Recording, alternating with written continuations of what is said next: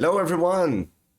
This is part 2 of our Outsiders set review. I'm Gabriel, I'm here with Max Dieckmann. How are you doing, Max? I'm doing pretty well, except as I already just told you before we got started, I'm a little hungover, but I'm still excited to talk about Flesh and Blood. Okay, yeah, let's do it. I'm clearly not doing well too, as you can hear by my voice, but we will push through. It's not like there are a lot of cards left, right? Copium. Yeah, and yeah, we're gonna talk about Ranger and perhaps even the dual class cards right now, just after the.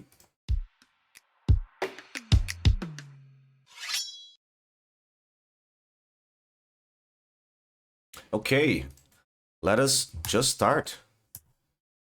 All right, let's get Azalea. into it. How do you say Azalea? Azalea. Azalea, Azalea, yeah, Azalea? Okay, Azalea. Sure. Azalea, Let's go with Azalea. Azalea. sure. Ace in the hole. The adult version of Azalea. She is a reprint, just like Katsu and Benji.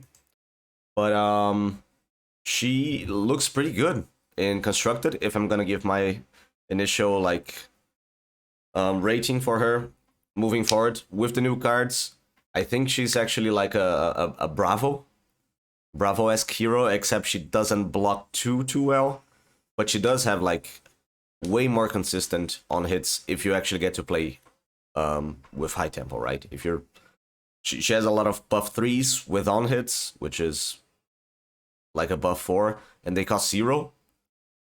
She already had some of those, and she has access to the dominate without actually having to pay for it, which is way better than Bravo.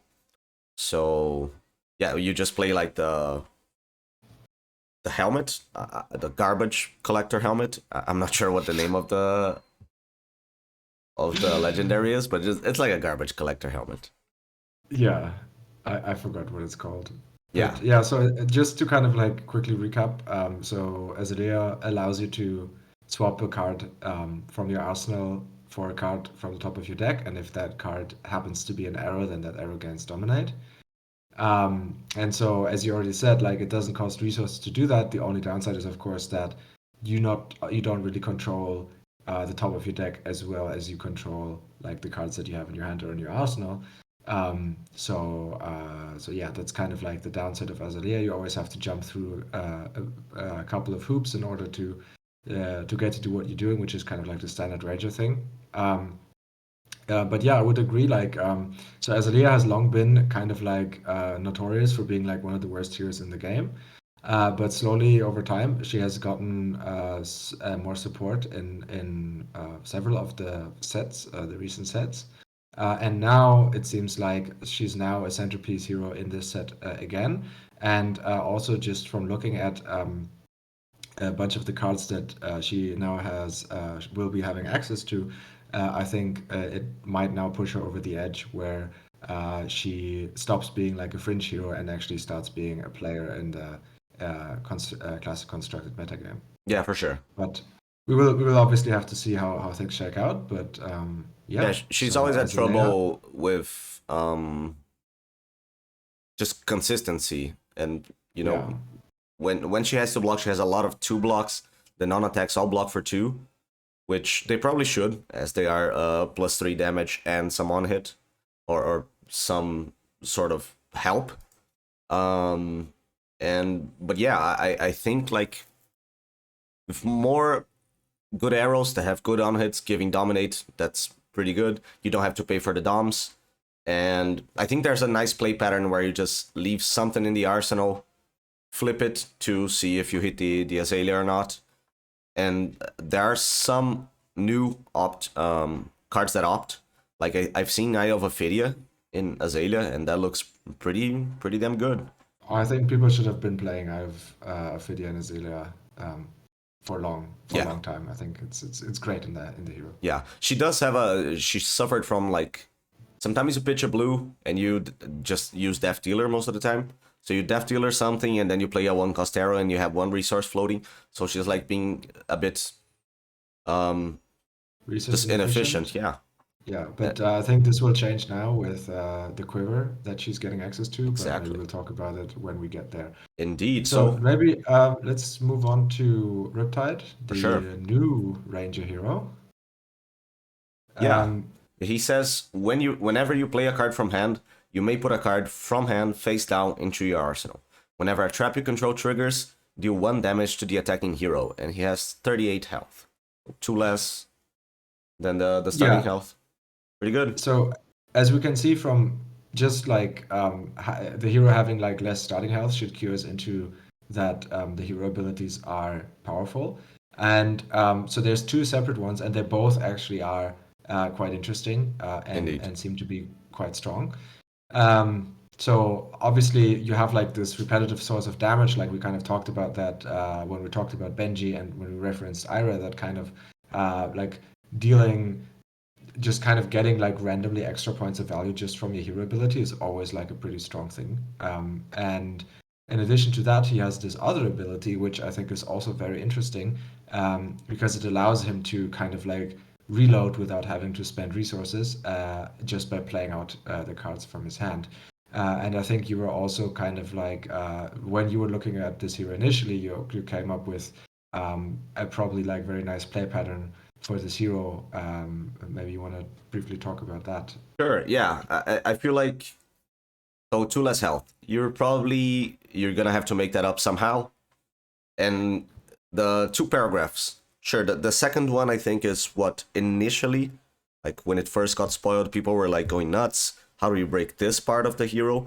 But playing traps is, they're not they're not good because they're not universally triggering against every opponent. So like there's traps that trigger against go again attacks or attacks that have a higher attack than their base. And in that case, sure, you do get a nice trap. If you get the trigger going, then they're probably at rate or like they're like equivalent to any defense reaction that blocks for 4, so like a Sink Pillow, which is a pretty good card.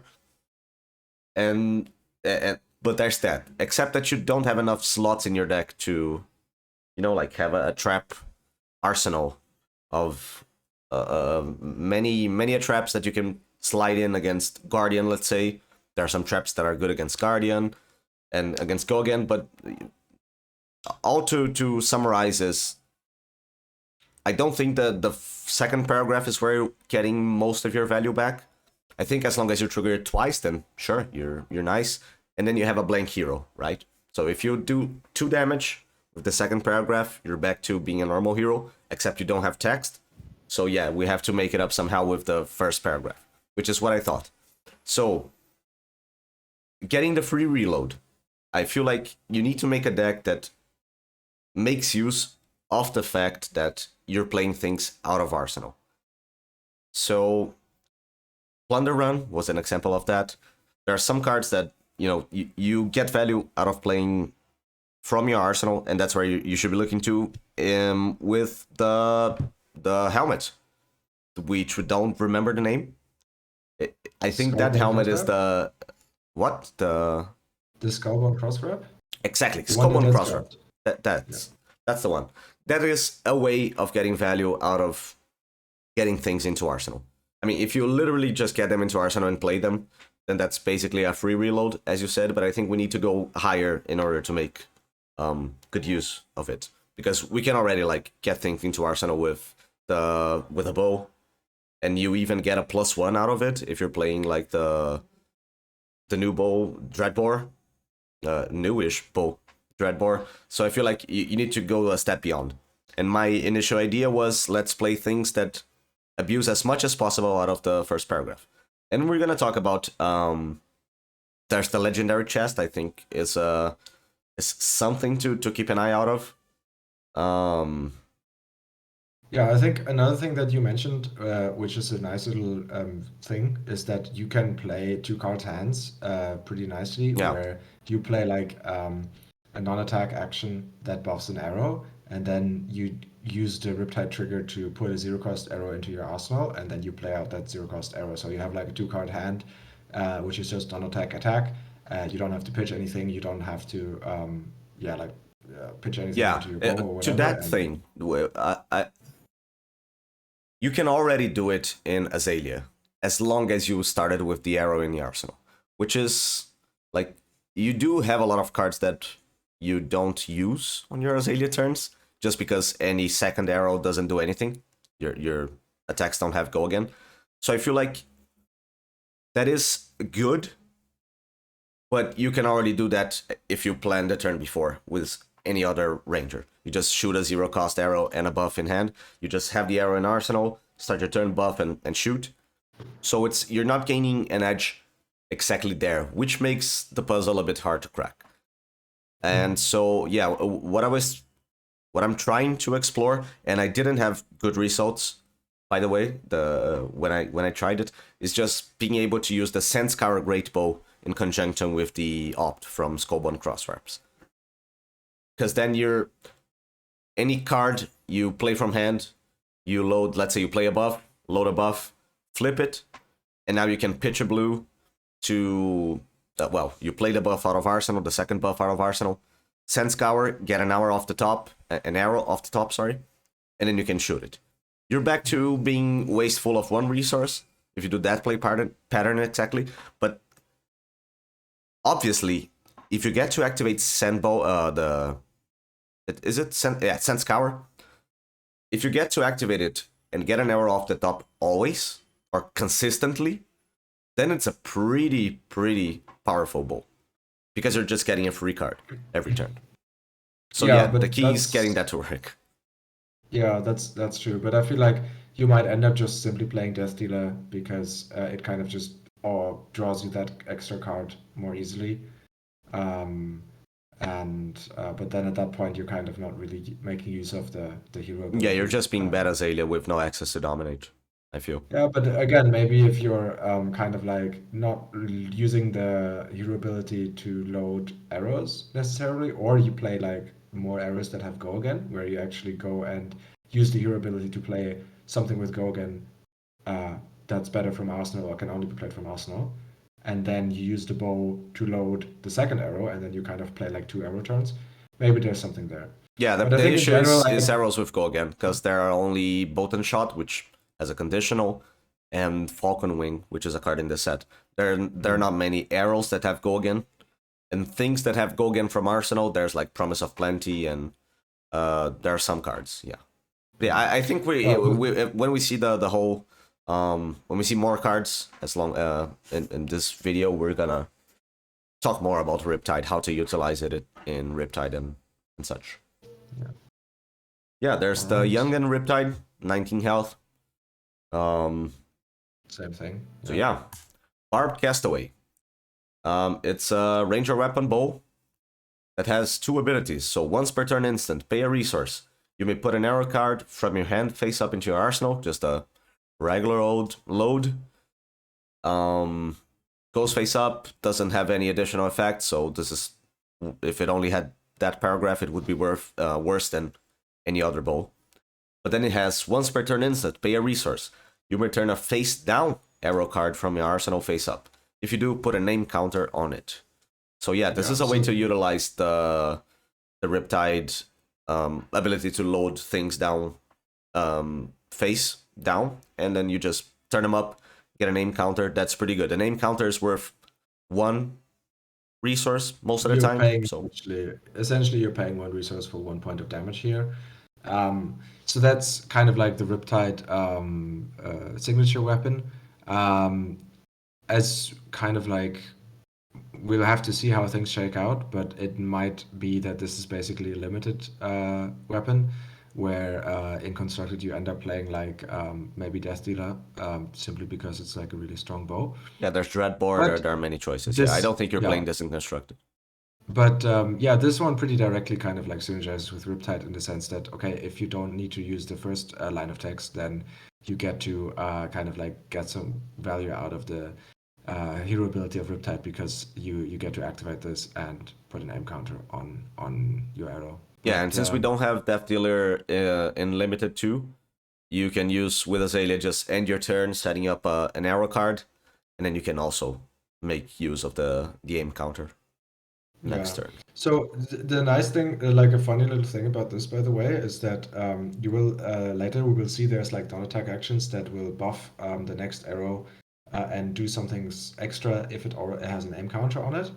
And what you can actually do is you can play the non-attack action, then the Riptide ability will trigger. You can resolve the Riptide ability, put an arrow down face down into your arsenal, and before the non-attack action resolves, now activate your bow in order to flip it up and give it an aim counter, so that by the time the non-attack action resolves, you actually profit from get that extra profit off of the having an aim counter on That's a nice interaction. on your arrow. Didn't think about that. So that's kind of like a little cute little interaction, which we're probably going to see come up quite a lot in limited. But yeah. So for now, I would say this is most likely going to be a limited weapon, but maybe this will see some plane constructed as well. Yeah, we'll see. All right, the fun part, the legendaries. Trench of Sunken Treasure. He's a ranger equipment, chest equipment that blocks for 1, has Blade Break and Arcane Barrier 1, pretty good. And it has once per turn instant. Put a face down card from your arsenal on the bottom of your deck, gain 1 resource. Okay, those are a lot of that's a lot of words to say seismic surge.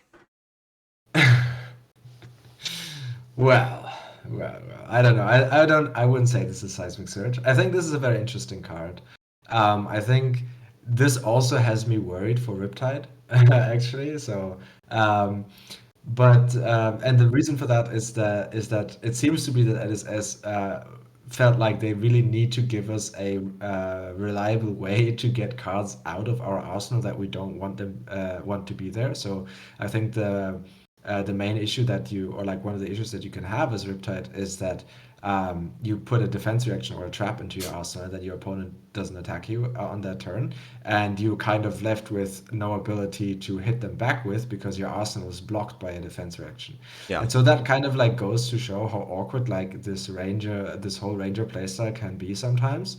And seeing that they actually feel like they needed to print a legendary card that gives you the ability to kind of like get rid of your arsenal turn after turn, kind of has me worried that a Riptide might just be a bit too awkward in general as a hero.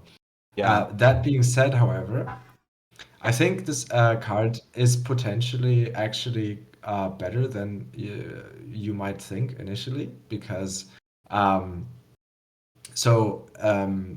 it has this extra flexibility of allowing you to just put any old card in your arsenal and you get something out of it. So it's kind of like, so one of the reasons Crown of Seeds is so good is that it allows you to give that freedom. Like obviously Crown of Seeds is better because if you activate Crown of Seeds on your turn pitching a blue card, you're essentially getting 2 resources out of your arsenal card. This only gives you 1 resource.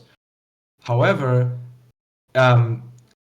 people tend to think that the Crown of Seeds is so good because it just blocks 1 resource, like blocks 1 damage every turn, but that's not actually true. Like the filtering ability makes it a lot of the value comes from the filtering, right? Yeah, a lot of the value comes from the filtering, and also like this. Usually, this damage block thing is actually the way it turns out is you pitch a blue card. You block with Crown of Seeds, you block with Rampart, and that means you just turn the blue card into 2 points of block because you still have to pitch the card. Like, yes, you cycle the card from your arsenal, but you don't gain a card. You just move a card from one zone to another, and you spend a card to do that. So you turn your blue card into a 2 block. So that's actually not why Crown of Seeds is good. Crown of Seeds is good because you don't care about what you put in your arsenal because you can aggressively, on your turn, pitch that, like, cycle that card away, draw a new card, and now you can keep attacking even though your arsenal card was, like, bad. And then there's, like, additional benefits such as you get faster to your pitch stack, you get to, and then obviously the interaction with Tunic where you can say, okay, and now you're actually you're turning the Tunic resource into 1 point of block, which is also nice, and it can like turn off breakpoints and things like that. Yeah, at that point it's also a card, right? Because you just draw it. You're being able to pitch your arsenal. No, it's not a card. You just move your arsenal into your hand. Yeah. I mean, if the card in arsenal you weren't, if you don't want to play the card in arsenal, let's say you just arsenal a Winter Spite, You don't. Yeah, well, Winter's Bite is a great Yeah, card. of But course. yeah, Winter's So, Grasp, you but can just be able to pitch your arsenal. That's pretty good. yeah, exactly. But that's the point. It allows you to pitch your arsenal. So, and this is what this card here does as Yeah, well. It allows you to pitch your arsenal. Unfortunately, you only get to pitch it for one, which is not a lot. And you actually, so in that sense, you're trading down. Like normally, you would expect that you get to pitch a card for 3 resources. Now, this arsenal card you only get to pitch for one, which is like not a good trade value wise. But I think still, just because of that flexibility of allowing you to arsenal any old card, this might actually be better than it might seem at first glance. yeah, And also, I think it might also help Ranger with these inconsistencies or like these kind of like awkwardness that you sometimes have because you kind of block yourself out of like playing how you want your turn, like playing the turn how you want to play it yeah. because you kind of like have a card in arsenal that you want to get rid of. And Yeah, this let's say allows you you to do just just have that. a 0 cost arrow there, but you have a 1 cost in hand. You can just, Exactly. now play the 1 cost arrow. But yeah, Yeah, I or think like this card is shit unless you actually manage to make use out of the. I call this Tectonic trench coat, okay? Because this generates seismic surges. So the Tectonic trench coat, it only works if you're getting extra cards. And how do you get extra cards, you might ask me? That's called ponder tokens. So the play pattern is you have a lot of ways to generate ponder tokens, and you don't really use that the cards you draw off of ponder that well. But now, so you have a ponder token, which you've managed to hit. Now you draw a new arsenal. And then you can basically, as long as you always have that going, you're getting the free resource off of ponder because you just code it away. so basically you're turning your ponders into seismic surges. Is what you're saying. Exactly. The Tectonic trench coat with the ponders you get. Like, so Azalea, you can't really do much with the. Well, sometimes you can play the card in your arsenal, but ponders are a very unreliable way of drawing cards because it's at the end of the turn. You have no agency whether or not this is a card I would like in my arsenal. So now you have the flexibility of, hey, maybe I like this card in my arsenal, just play it. If you don't, just trench coat it away and turn it into a seismic surge. Yeah. That's where I think it will shine. Like maybe it is better than Tunic. Tunic is a great card, okay? Because it generates. Tunic is a great card. It just generates things. The longer the game goes, the more you get out of it. You I don't think- get anything out of this unless you weren't planning on using your arsenal, which you drew with. Well, unless you weren't planning to use your arsenal, period. What is a good way to not use your arsenal, to not know whether or not you're going to use your arsenal? Just ponder tokens, because they're so unreliable. That's where my head goes. Yeah, I agree. I think it's going to be tough to go up against Tunic. Like printing anything in the chest slot has to be like really good in order to justify playing it over Tunic. I think depending on situationally, this might actually get there. I think it's hard. I would not be surprised if like it ends up not being strong enough and you just end up playing Tunic always anyways. But I would also not be surprised if there's like something where, and against certain decks, against certain strategies, this actually comes in and is better.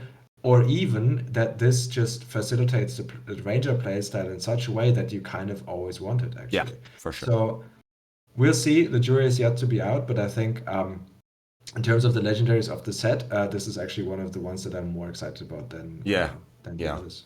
Yeah, and just to go back to what we were talking about on Odin, like the reason you get to make shitty arsenals as Odin is because you need to. So sometimes you get to fuse your Oakenode and you can't use the other cards. So you're like, you need a way to get your arsenal out, or else the hero would be shit. Like, if it didn't have Crown, Rouse the Ancients. Like, if you go Rouse the Ancients, revealing 2 blues, and you just hammer, you're just having to make a shitty arsenal, you know? And Bravo doesn't suffer that as much because you go Rouse, hammer, and you just arsenal a red, but you don't run as many reds in Odin. So, yeah, basically saying that Crown of Seeds is good because you make shitty arsenals, and you need a way to get it out of there somehow, and you're willing to trade like down on the block of your card, which you would have blocked otherwise if you didn't activate Crown of Seeds, just because of that flexibility of getting the shitty cards out of your arsenal. And I think this is in a similar trading vein. down on block, trading down on block, or trading down on resources, right? Because if you on your turn you pitch a blue in order to crown the exactly. arsenal, then you're basically turning the card into 2 resources, which could have been 3. Yes. Yeah, so I think that's a big part of this card being good. Just if you have if you're a deck that has shitty arsenals, this card might be good because then you're getting at least something out of them. Yep, I agree. Okay, Quiver of Abyssal Depths. This is the Quiver. Quivers are a new type of equipment. They're ranger equipment that says Quiver can be equipped in a weapon zone in addition to a bow. So you can just play a bow and play this. Just have it. It's just a freebie. Just free real estate. It says instant. Pay 3 resources and destroy Quiver of Abyssal Depths. Shuffle up to 3 arrows with different names from your graveyard into your deck. That's it. I like this card. It's a Quiver remembrance. Yeah. It's remembrance, but you don't actually have to put remembrance. Well, I think remembrance is remembrance at home, because this one you don't actually have to put into your deck. Yeah, this is 3 different arrows though. You can't go. Yeah, you can't do like 3 of the same. But I think I see this mostly as a way to go against fatigue style strategies, or like to have like if the game goes long, you can keep like going. I don't think you want to mess with this if you're playing against an aggro deck, because it's whatever, the game is going to end earlier anyways, and you don't really want to spend 3 resources on something like that effect. I think it's a sideboard card. I think it's a good sideboard card. Yeah. It's definitely going to be in probably every ranger list and every 80. This is going to have a slot. And I think it's helping address one of the issues that rangers have. It might not be good enough to go like win against full fatigue, but it's something. Yeah. Rangers were, at least Lexi was getting pretty close to being like. Actually, I think it is a good deck into fatigue. Like the Odin deck against Lexi, like she did have. You were trying to get a. What's the name of the card that gives -1 to an equipment if it hits? It's a something shot. Drill shot, exactly.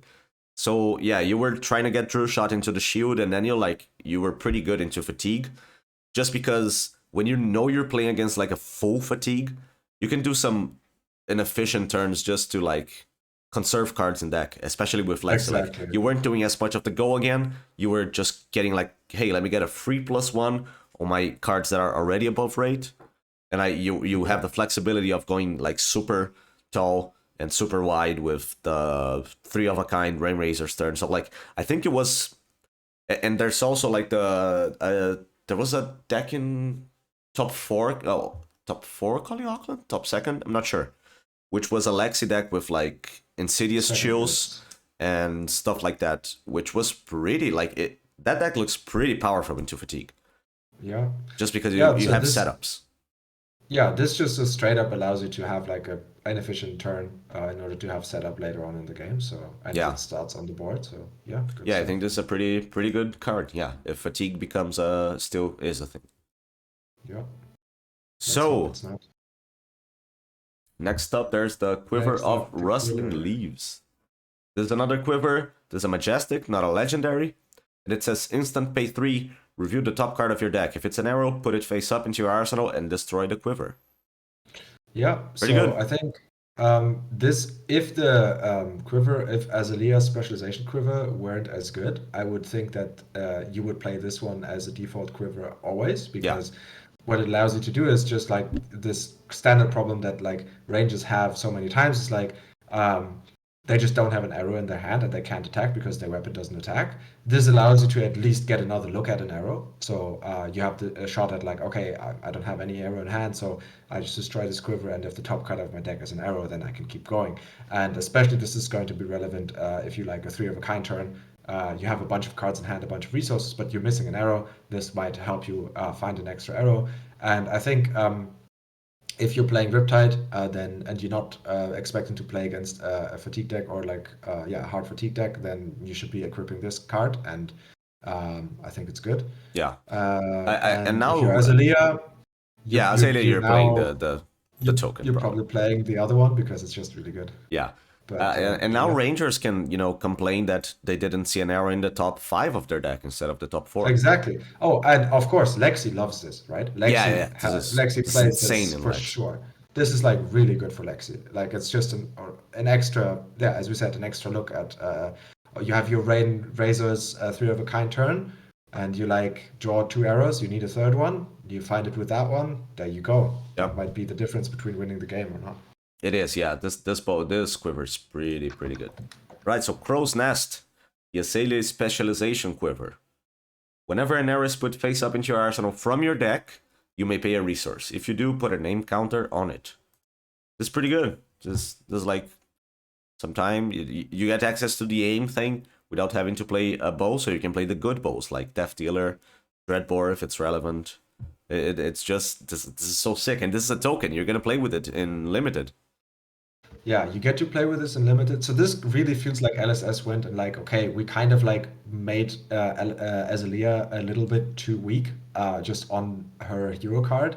So when we're just adding like more text to her hero card in order to make her stronger. And just reading this card, like just that card made me think like, oh, Azalea is going to be actually playable now and is probably actually going to be good.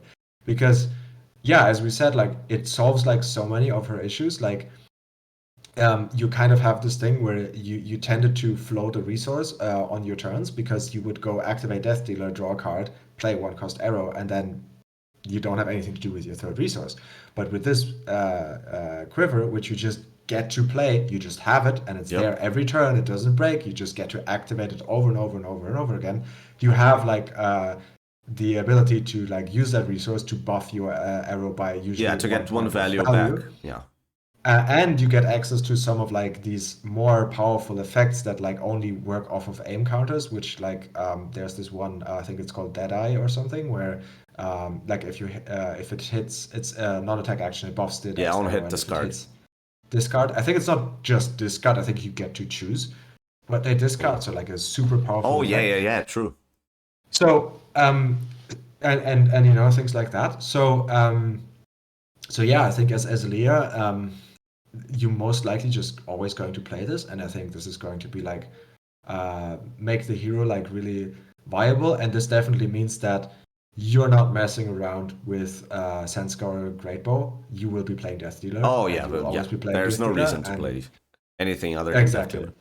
There's no reason to play anything else than other than Death Dealer, and having I'm pretty excited for Azalea now. Man, resource sinks are a thing, like being able to utilize the blue card you pitch for actual 3 value instead of 2. That is pretty good. It basically makes everything +1 value on your turns where you activate Azalea.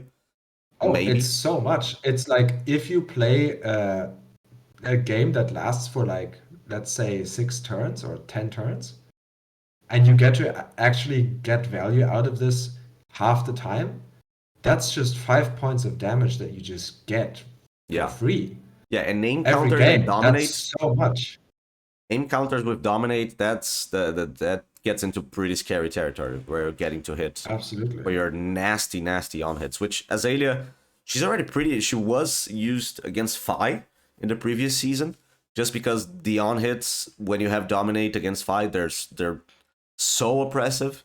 And I feel like, this is more of that. So I think it's looking good. We're living in a Ranger world, maybe. With Lexi being so good, Azalea being possible contender. Yeah, I think the what's kind of like remains to be seen is like how good these Ranger decks fare against like the defensive decks like the Guardians that can just block them well. Well, Azalea does pretty well against that with Dominate. To be fair, the issue is not having enough buffs. Yeah, it's like you do run out of buffs eventually, and they have like good defense reactions, and also if the meta shifts and Rangers see more play, then they might play more defense reactions, and then you might just get essentially fatigued. There are only so many good defense reactions, though. I mean, we'll see how it shakes out, but I think especially against aggressive decks, the Rangers might really be throwing a wrench in their plans. For sure. All right, Driftwood Quiver. This is yes, the pretty good bow. The Quiver. That's the one that made me worry about Riptide. Yeah, it has a pretty good So effect. So it's a Riptide specialization, and it has an instant. Destroy Driftwood Quiver. Put a card from your arsenal on the bottom of your deck. And full stop. full stop. Let's go. Let's go. Yeah, full Pretty good. stop. So, as I said, this just like the Ranger chest, it lets you get rid of a card in your arsenal, and that's actually all it does. It does not give you anything in return. You Yeah. just don't Man, have I that card mean, in your arsenal anymore. they could make it like, still, like, you can only activate it once. Give me at least one resource. Come on. Like, do the Nope. mini trench coat, you know? You can only do it once, and it gives you a resource, and then it goes away. But Yeah, I not think even a so. This resource, is really? yeah, so this is a token, and this makes me think more than anything that they just played this hero a bunch in limited and just realized that you end up with awkward situations way too often where you kind of block yourself out of the game by having like a card in your arsenal that you don't want to be there. Yeah. And so this one is this get out of jail card that you can Once. use once. Yeah, but in limited, the game is not going to be lasting all that long. But yeah, so this is obviously like a limited card. I think that if you run into this kind of problem a lot in your constructed deck, then you should be playing the trench coat. And Yeah. yeah, in limited, you will always have access to this. And if your game is going well, you will not activate it. Hopefully, yeah. Okay.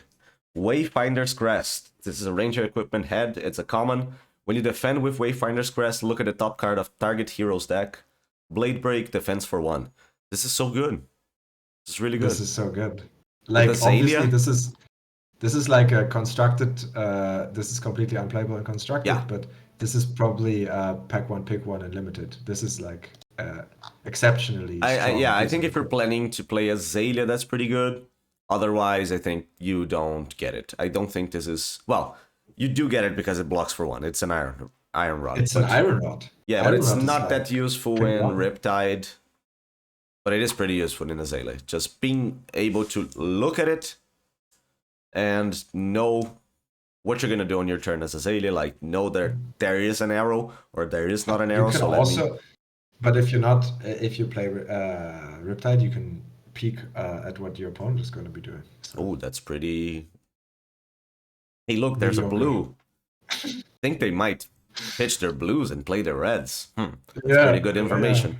It's good information. All right, Amplify an arrow. It's a 0-cost arrow that pitches for 2, so it's a yellow. It blocks for 3, has 2 attack, and it says, while Amplifying arrow is face up in any zone, if it would gain power, instead it gains that much +1. So, Okay. does it count as face up in the chain? The chain is a zone, right? Yes. Yeah, Okay. I would say so. Okay. Yeah, because So you can buff it and it gets better with the buffs, and you can also load it with +1 in constructed, not unlimited, but you can. Well, in limited you can just play a buff. This? So I think in so I was reading this card and I was thinking this is bad. Because it becomes 0 for 4 only if you buff it twice. Yeah, but then it's a yellow, not a red. That's it. And then it's a yellow, but I mean, that's buffing it that's twice. like a lot of hoops to get through to make a yellow card be okay. For on sure, it. for sure. But it's a yellow. But it's a yellow. But I think so. Let's see. So Lexi gets like 1 activation out of this for free with the bow, right? Yeah. But then you still have to buff it 1 more time just for it to be on raid. So Yeah, you have 0 to play for 4. like either a buff or like attack reaction on it. Yeah. Yeah, there's also like the... I felt like some people were talking about a way to make it like there's a not so hard to pull off combo where you did get +3 out of it. But yeah, this is just the yellow. A yellow. I think this card is bait. I think this is not good. I don't. Yeah, think at this least will for see now play. it is, yeah. Yeah, I think with more support maybe, but at the time, Yeah. I think this card. Yeah, is not you're playable. probably not playing it. Like the fact that it is a yellow is not relevant enough, yeah, especially now that Azalea gets to use her blues better. yeah, for sure. Barbed Undertow. This is a majestic.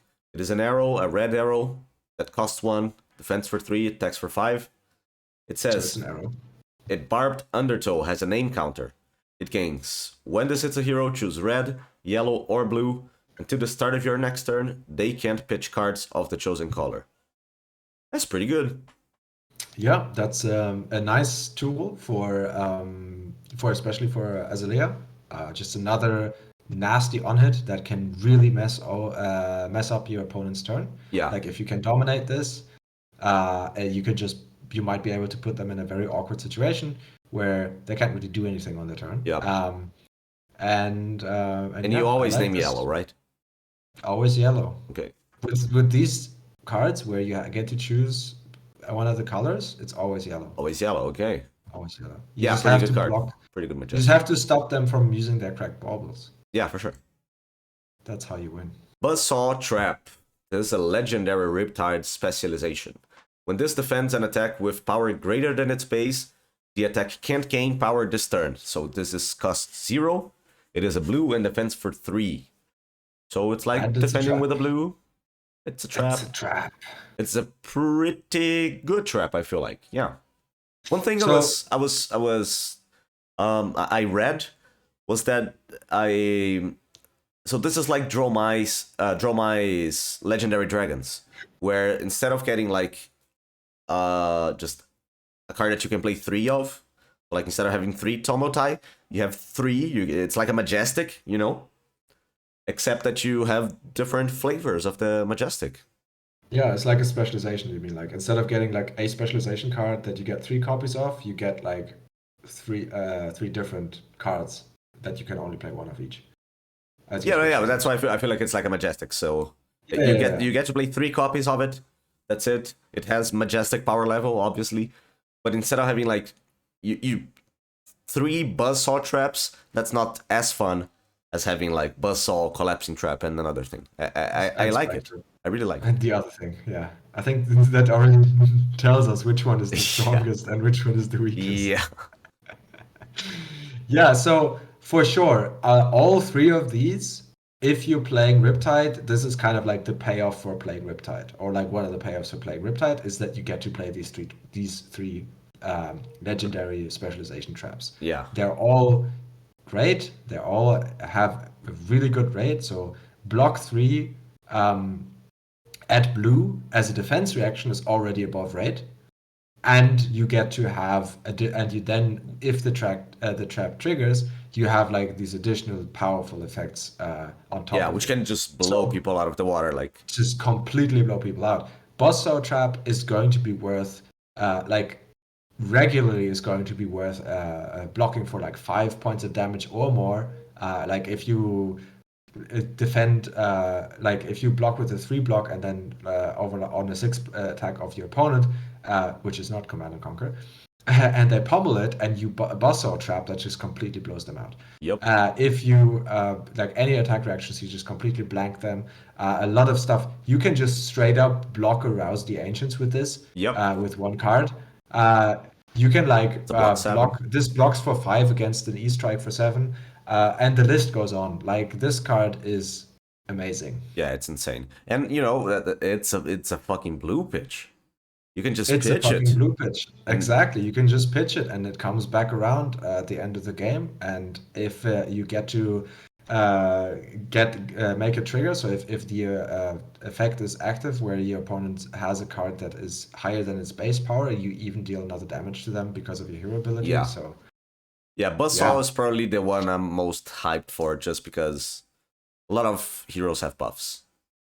I think it's more applicable than Collapsing Trap, which is our next trap. It is probably more often applicable, but when you make Collapsing Trap work, it is just so nasty. Yeah. So this one, again, same kind of like idea, 3 block, a legendary blue, trap, defense reaction trap, and then if you defend attack with go again, the attacking hero discards their hand and then draws that many cards -1. So you're ripping an entire card out of their hand. Also, the cards that they then draw are random, so they probably had a turn planned out, and you're just Yeah. getting like messing that plan up completely. Yeah. Um, and yeah, everything else about this is also the other that we said about the other trap is also still true. It's a blue card, it blocks for 3. It's a defense reaction, really powerful. Yeah. Oh, also for Buzzall Trap, like against even Rangers with Bolt and Shot, people love to buff Bolt and Shot. That's what it does. And then it has the go again and stuff.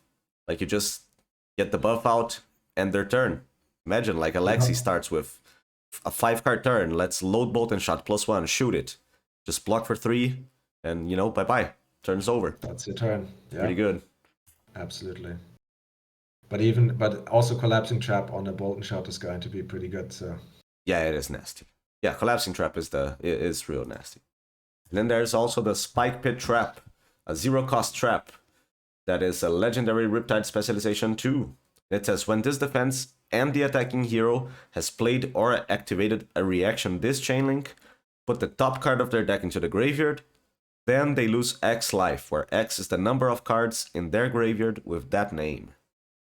So this is like the ugliest of the bunch, the lowest powered one, although it also has the potential to be a 1 card for 6 in the late game. If they have the 3 copies of the card, that's what it does. Because the triggers. The triggers, yeah, but then the others are 7 too, I guess. Oh yeah, or more. Yeah, pretty good. Just because it is a blue, it blocks for 3. It is a reaction. Like this is. You will never not play this. Like this will always be in your deck. But as we said, this is like probably the least powerful one. In particular because it doesn't really stop your opponent from doing what they want to be doing on that turn. It just deals damage to them. Yeah. However, that being said, it can be it's nice. I think what Riptide has, which is like what Reiner does as well, where if both heroes are like low at the end of the game, then they can kill you on your turn. Which is they just like have Storm Striders, right? Yeah, it's basically Storm Striders. This card is basically Storm Striders, exactly. Yeah. But yeah, so this can deal up to 4 damage to your opponent when it triggers. So that can be very relevant. Yep. And the artist is a Brazilian dude. I've met him. He's a pretty cool dude. Oh yeah. Yeah. Awesome. Are the others one too? No, they're not. Yeah. Hey, Melting Point. This is a majestic ranger action. Costs 1, defense for 3, and is a red. And it says your next arrow attack this turn gains +4. If it has a name counter, it gains. When this hits a hero, destroy a one-handed weapon they control with 1 base power. Go again. Okay. It's a pretty good buff. Pretty good buff. Because we don't have +4 buffs normally. And this we do, but they block for 2. What is Overflex? Oh yeah, correct. Yeah, there are 4 cards, but they block for 2, correct. There's Overflex and there's Fletch Red Tail now. Yeah, which is a nasty card too. Also fire card. Yeah. But yeah, so this card you read it and then you think initially like, so this is kind of like a sideboard card against ninjas and assassins and whatever. But then you realize, wait a minute, this is just a +4 that blocks for 3. Yeah, and uses up the 1 resource, which, as we've been saying. So probably you just play that anyways. I mean, you're definitely going to be playing that in the sideboard.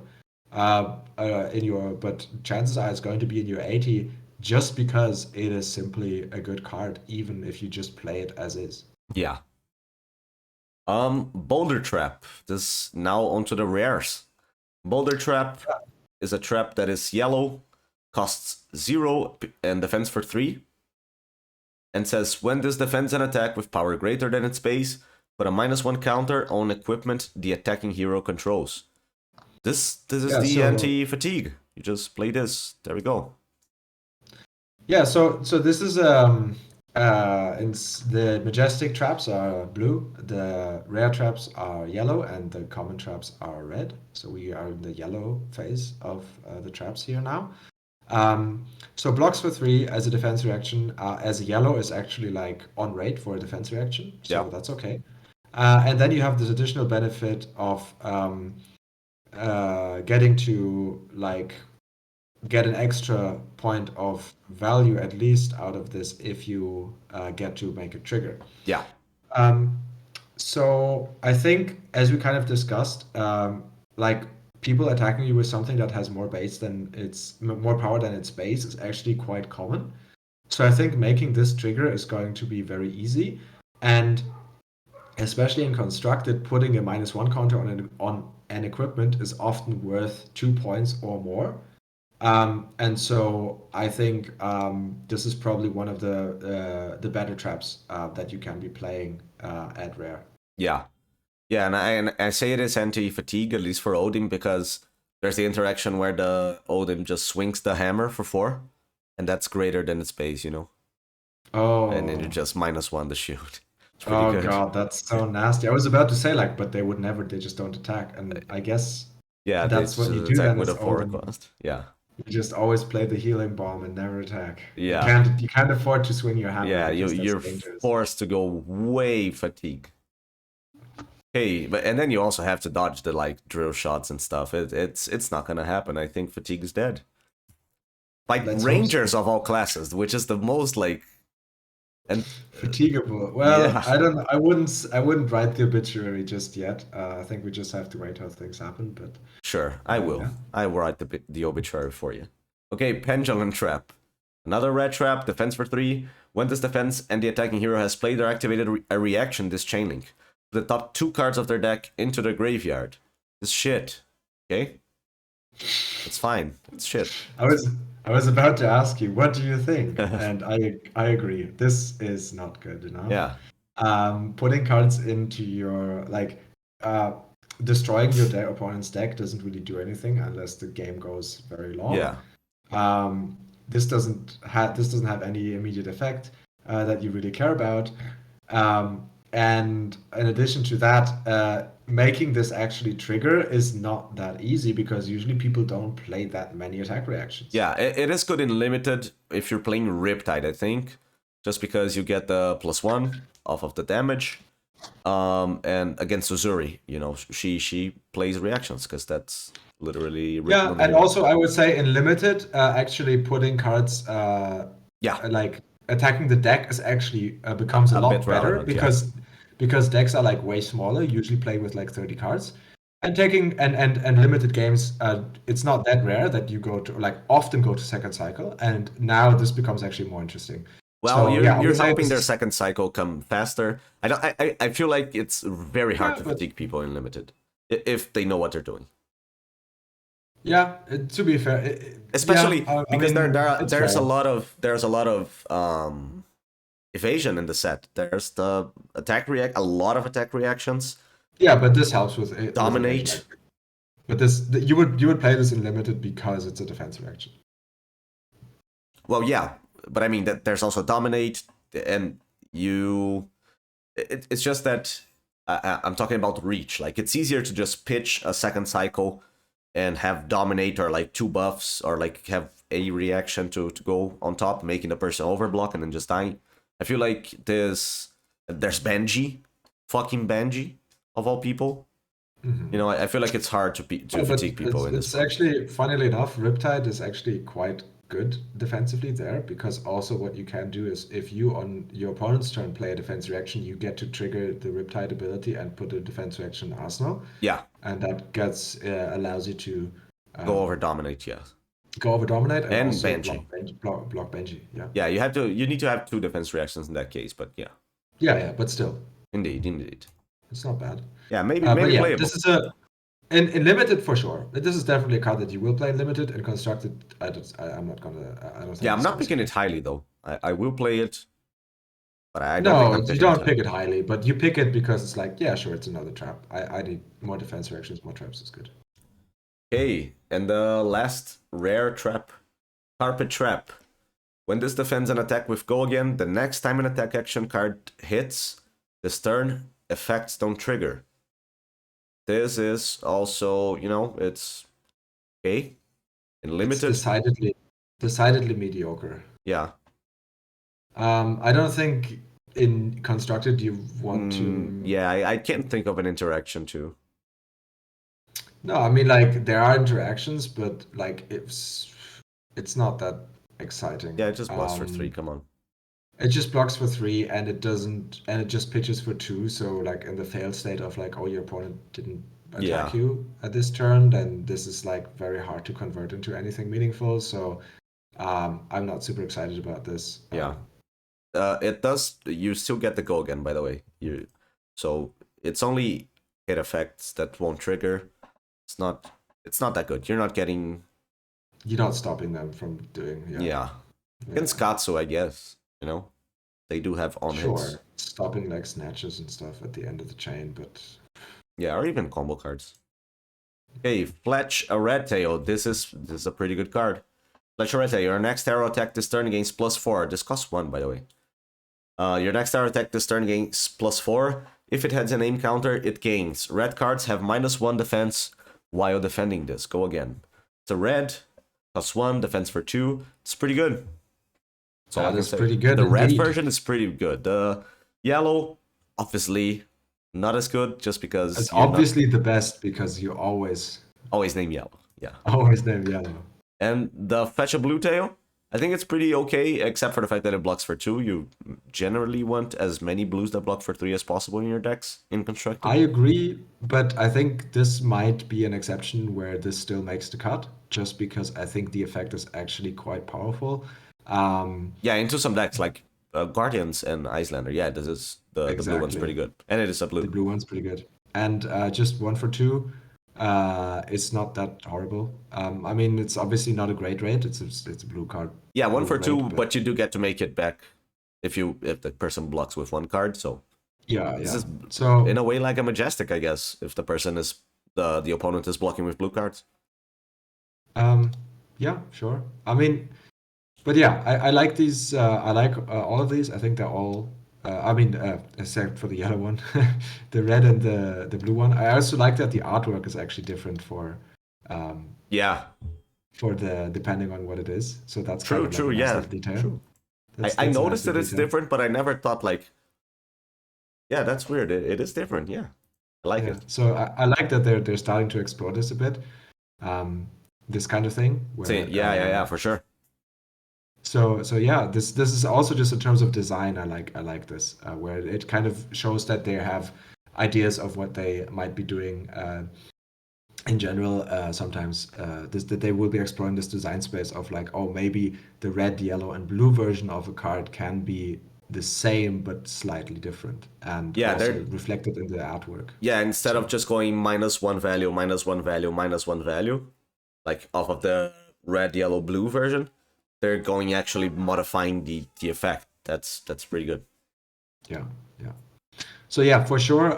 I think both the red and the blue are going to be seeing play, both in constructed and limited, of course. Yeah. And yeah, I think the yellow one is also going to be decent and limited because people are going to be having more yellow cards in their deck. Oh yeah, just the 1 for It's 3. okay. Sure. It's fine. It's not exciting, but you're not picking this highly, but you can play it. Definitely. So, Lace with Blood Rot. This is a cycle. Has 3 laces, only the red versions. Lace with Blood Rot is the one that costs 0. It blocks for 2 and it says your next arrow attack this turn gains +3. And when this hits a hero, create a Blood Rot box token under the control. Go again. We have the same for Frailty and for Inertia. Just lacing and Lace with Frailty, by the way. That was our spoiler card for the channel. So I was about to it's the say, best. so clearly Lace with Frailty is the best one. It really is. What can I say?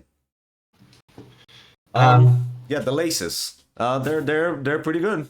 They're pretty good. Just Yeah, giving they're an on kind of like they are in the same vein as like Read the Glide Path and just these basic Ranger has been doing this before, where you just play a 0 non-attack action that buffs the next arrow by +3 and has like some extra effect. Yeah, but this I is think- now this is giving non-hits. I don't think we've had many of those that buff and give on-hits. So like No, there's we had- Read we and all, had they Opt. opt. Yeah. We had Opt and Reload, yeah. Yeah. So these are actually, I mean, the Opt, I think, especially in Azalea, is still going to be like really good. Yeah. You're still going to be playing that.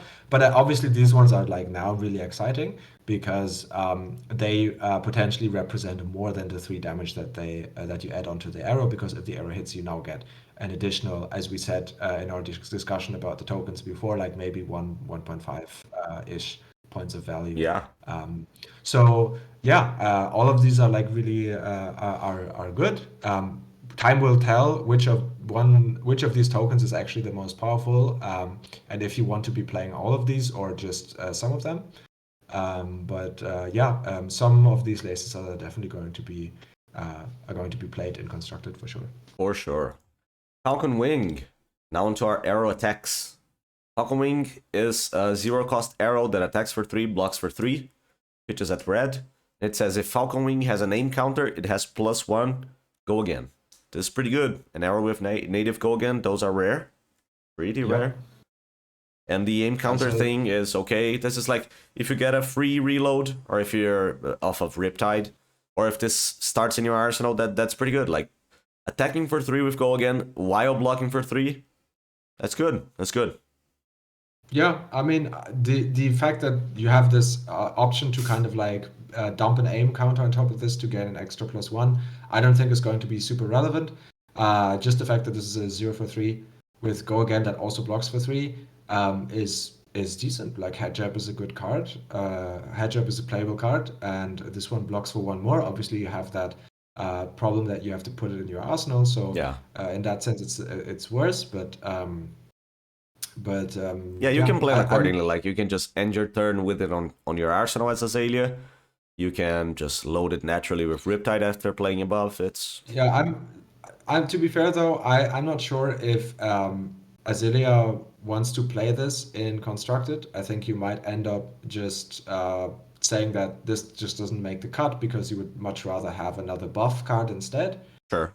Just because you kind of like focused on having like one nasty on hit that you just stack a bunch of buffs on top and make it dominate. Still, I think in Riptide, you might be this might see play, maybe even in Lexi, but yeah, it's an okay card. I would say it's mostly limited card, but I would not be shocked to see it make the cut in some lists, constructed list as well. Yeah, there's Infecting Shot now. Infecting Shot is a 1-cost arrow, attacks for 5, blocks for 3. If Infecting Shot has a name counter, it has +1. And when this hits, create a Blood Rot Pox token under their control. I think this is one of the best, the better of the cycle of Infecting, Sedation, and all, just because, the Blood Rot Pox on attacks, it's pretty good. It's universally good. Blood Rot Pox, that is. So, yeah, this is a pretty good arrow. Playable in the yellows, like actually playable instead of blockable in the yellows in limited. So yeah. Yeah. So these are just like your standard arrow, except they have this on hit for these tokens. Yeah. Which already seems to be like a good rate. Because these tokens seem to be representing like maybe a bit more than 1 point of damage as an on hit. So that actually makes these arrows already kind of like just a good rate. And then you have this additional thing that you even get to dump an aim counter on top of it, giving it another extra +1. Yeah. So I think all 3 of those, Sedation, Infecting, and Withering, they're good arrows. And as we kind of like said earlier with the laces, depending on which of these tokens ends up being the best, depending on which deck you're going up against. I think all of 3 of these are potentially going to be seeing play. For sure. Even like on the blues, they're pretty good blues. Just having an on hit, if you get a name counter on them, you can just playable. Pitch a blue, pitch a blue for a Death Dealer, put this thing in Arsenal, or like put something in Arsenal. Azalea, one of those things into your arsenal. Use the second resource to give it a name counter with your Quiver, and then the third resource to fire it. And, just 4 dominate, make a Blood Rot. That's pretty good. Yeah, that's pretty good. All things considered. Okay. For blue, I don't hate it. Murkmire Grapnel. It's a 0-cost arrow that attacks for 4, blocks for 3. If it has a name counter +1, damage that would be dealt by this can't be prevented. So I don't know. This This one I'm not super excited about. Yeah, I think when it comes to 0 for 4 arrows, there's just more powerful things that you can be doing. for sure. Obviously, Yeah, this has like this flexibility that you get to dump a resource into it for an aim counter. But more often than not, the play pattern is that you kind of have that extra floating resource because you want to play a 1-cost arrow. If you play a 0-cost arrow, you don't pitch at all on that turn. Um, or you kind of like don't have that extra floating resource at that point in time. yeah, So I'm not sure how many times you're going to be putting an aim counter on top of this. And then the second line of text, I don't think is going to be relevant often enough for you to justify kind of like putting this into your deck for sure. over things like drill shot that you could be playing instead. Yeah. Okay, next up is the sedation shot, which we've already talked about. Yeah. And so Skybound shot costs 1, attacks for 5, blocks for 3 as an arrow, and if it has an aim counter, it has +1. That's the ugly cousin, to. That's the stepchild of the. Because the others are also common. That's the weird thing. Yeah. Well, sometimes you just gotta show them that some cards are better than others. Yep. Gotta do what you gotta do. Okay, Spire Spinning. 1 cost, 5 attack arrow, blocks for 3. When it is put or turned face up in the arsenal, look at the top 2 cards of your deck, then put them back in any order. Is put or really turned like this. face up. Okay. So this will trigger off of Death Dealer, right? Yeah, just getting it into arsenal face up. Yeah. Anyway. So essentially, this actually allows you to opt just by putting it into your arsenal. So I think this is actually like a really good card for Azalea. Like it's actually really good. Yeah. Like obviously you have like the base rate of like 1 for 5, which is completely decent. It's completely fine. You're not excited about it, but it's whatever. If you end up having to shoot this, you don't really hate it so much. But I think especially like the blue and the yellow are what you want to be doing because you don't actually want to play this card. You want to put it in your arsenal, look for a good arrow that you actually want to fire off with, and then use the Azalea ability to put this away and exchange it for the good arrow. Yeah, true. So this is kind of like an Eye of Ophidia that only Azalea gets to play. Yeah, that you get to play as a ranger. That's an interesting thought for sure. Yeah, I don't know if the red version I'm not too excited about, but especially the blue and potentially the yellow I think are quite good actually. Indeed, I like it. Okay, Widowmaker. I like this card. I like the art too. Okay, read the card first. Okay, costs 1, attacks for 4, blocks for 3. Defense reactions can't be played to Widowmaker's Chainlink. If Widowmaker is defended by fewer than 2 cards, it has +3. Okay, so depending on the what they will actually be telling us in the rules in the release notes, this card is either incredible or completely unplayable. And I think it's the latter, and I think the reason is the following. It says, if Widowmaker is defended by fewer than 2 cards, but it does not say non-equipment cards. Which means that you can just put your Snapdragon Scalers in front of this and it will just block 3 points of damage. Okay, yeah. Yeah, it is literally what it says, yeah.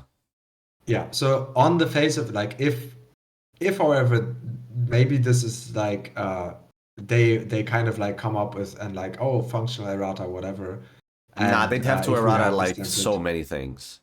Yeah, I do think this is strictly a limited card because potentially I'm not sure how we would have to check the common equipment for limited 0 block equipments, yeah. If there's like 0 block equipments that you can just use, and if that's not the case, if everything kind of like has blade break, then this would be a quite decent card in limited. Yeah, exactly. Like the Seeker's hoods, like the Seekers, they don't actually block. Yeah. I see. So the equipment either has blade break or it doesn't block. So that means in limited, this card is really good because like 1 for 7 is incredible rate. So if you can dominate this with Azalea, then oh my god, this is so Yeah. good. And it has defense reactions can't be played. Like, oh, it's mind blowing Yeah. amounts of value essentially. But in constructed, somebody is just like, okay, this has dominate. I'm going to block with a 3 block. I'm going to put my Snapdragon Scalers next to it, and this is an attack for 4. Yeah. Okay. And now this just is absolutely Okay. unplayable. Yeah, I like it in limited. Yeah. But I Let's like see the the zero artwork, cost. and Yeah, the artwork is pretty sick. I like that this is kind of like such a trap. Yeah. Where like they're just baiting people with like, oh my god, it's amazing, and then you're like, wait, actually no. Yeah. Withering Shot is the cycle, which we've talked about. This one makes frailty. And then that's it for Rangers. Damn. Yeah.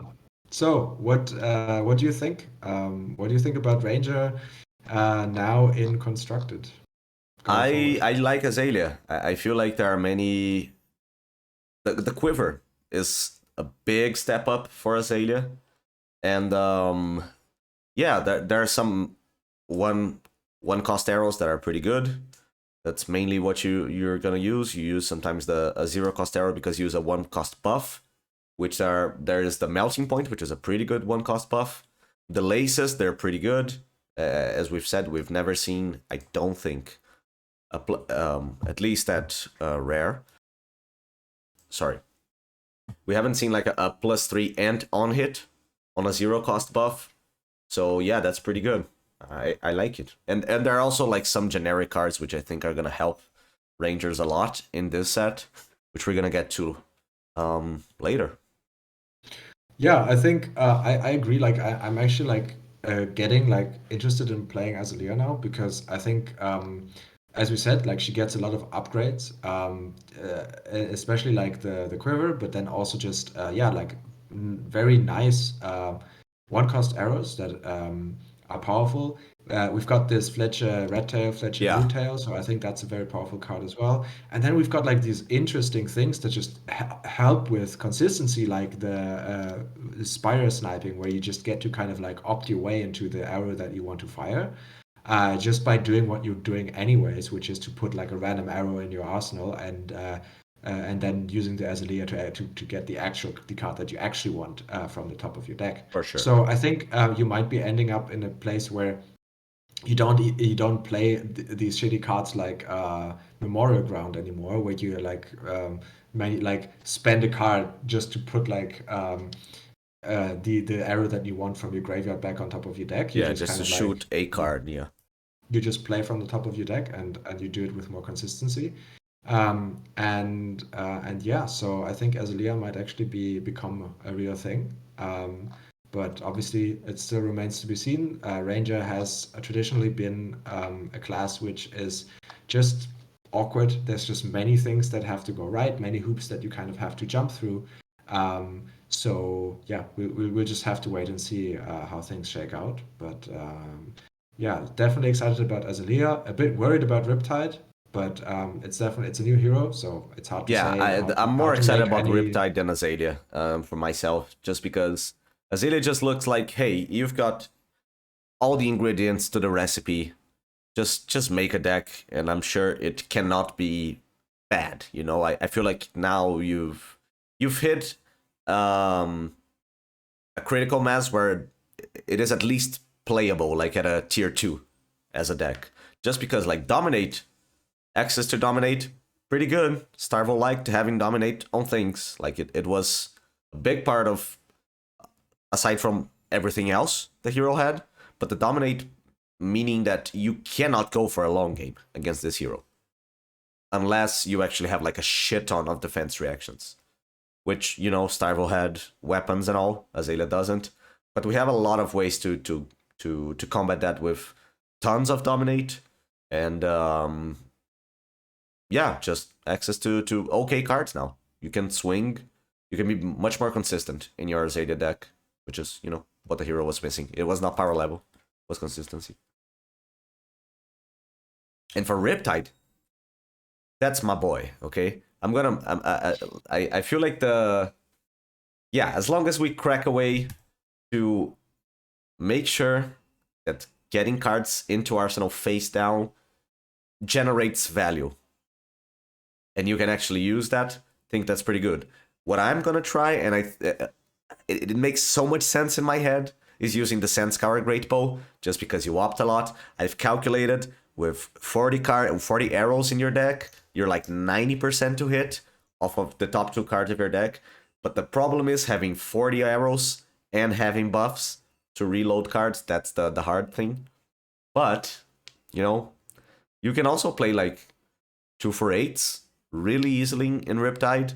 Just doing your Icelander impersonation with like Scar for a Scar, load a 0-cost arrow, shoot it. That's pretty good. It's better than, 2-card 7. And yeah, I'm definitely gonna try to.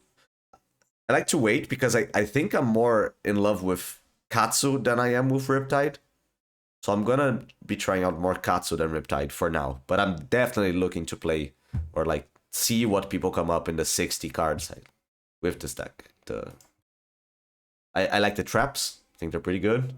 And yeah, Ranger. What a class, huh? And the Tectonic Trenchcoat. That card is also pretty fun. Yeah. Okay. Let's do first pick material. What card you're most looking forward to, Ranger? First pick for limited. Common slot. Let's do common and rares. Commons. And I guess we can do both. Commons, rares, and just commons. I think Widowmaker is a good card. But I mean, obviously, equipment. I think equipment is a bit cheating. Like, equipment is always great. Like, Wayfinder's Crest is just absolute nuts. Yeah. But Wait, is it that nuts? I think maybe the in common, I think I like Widowmaker for Azalea, but maybe just the infection shot, sedation shot, withering shot. I think those could be like just really good, just straight value. Yeah, those look pretty good indeed.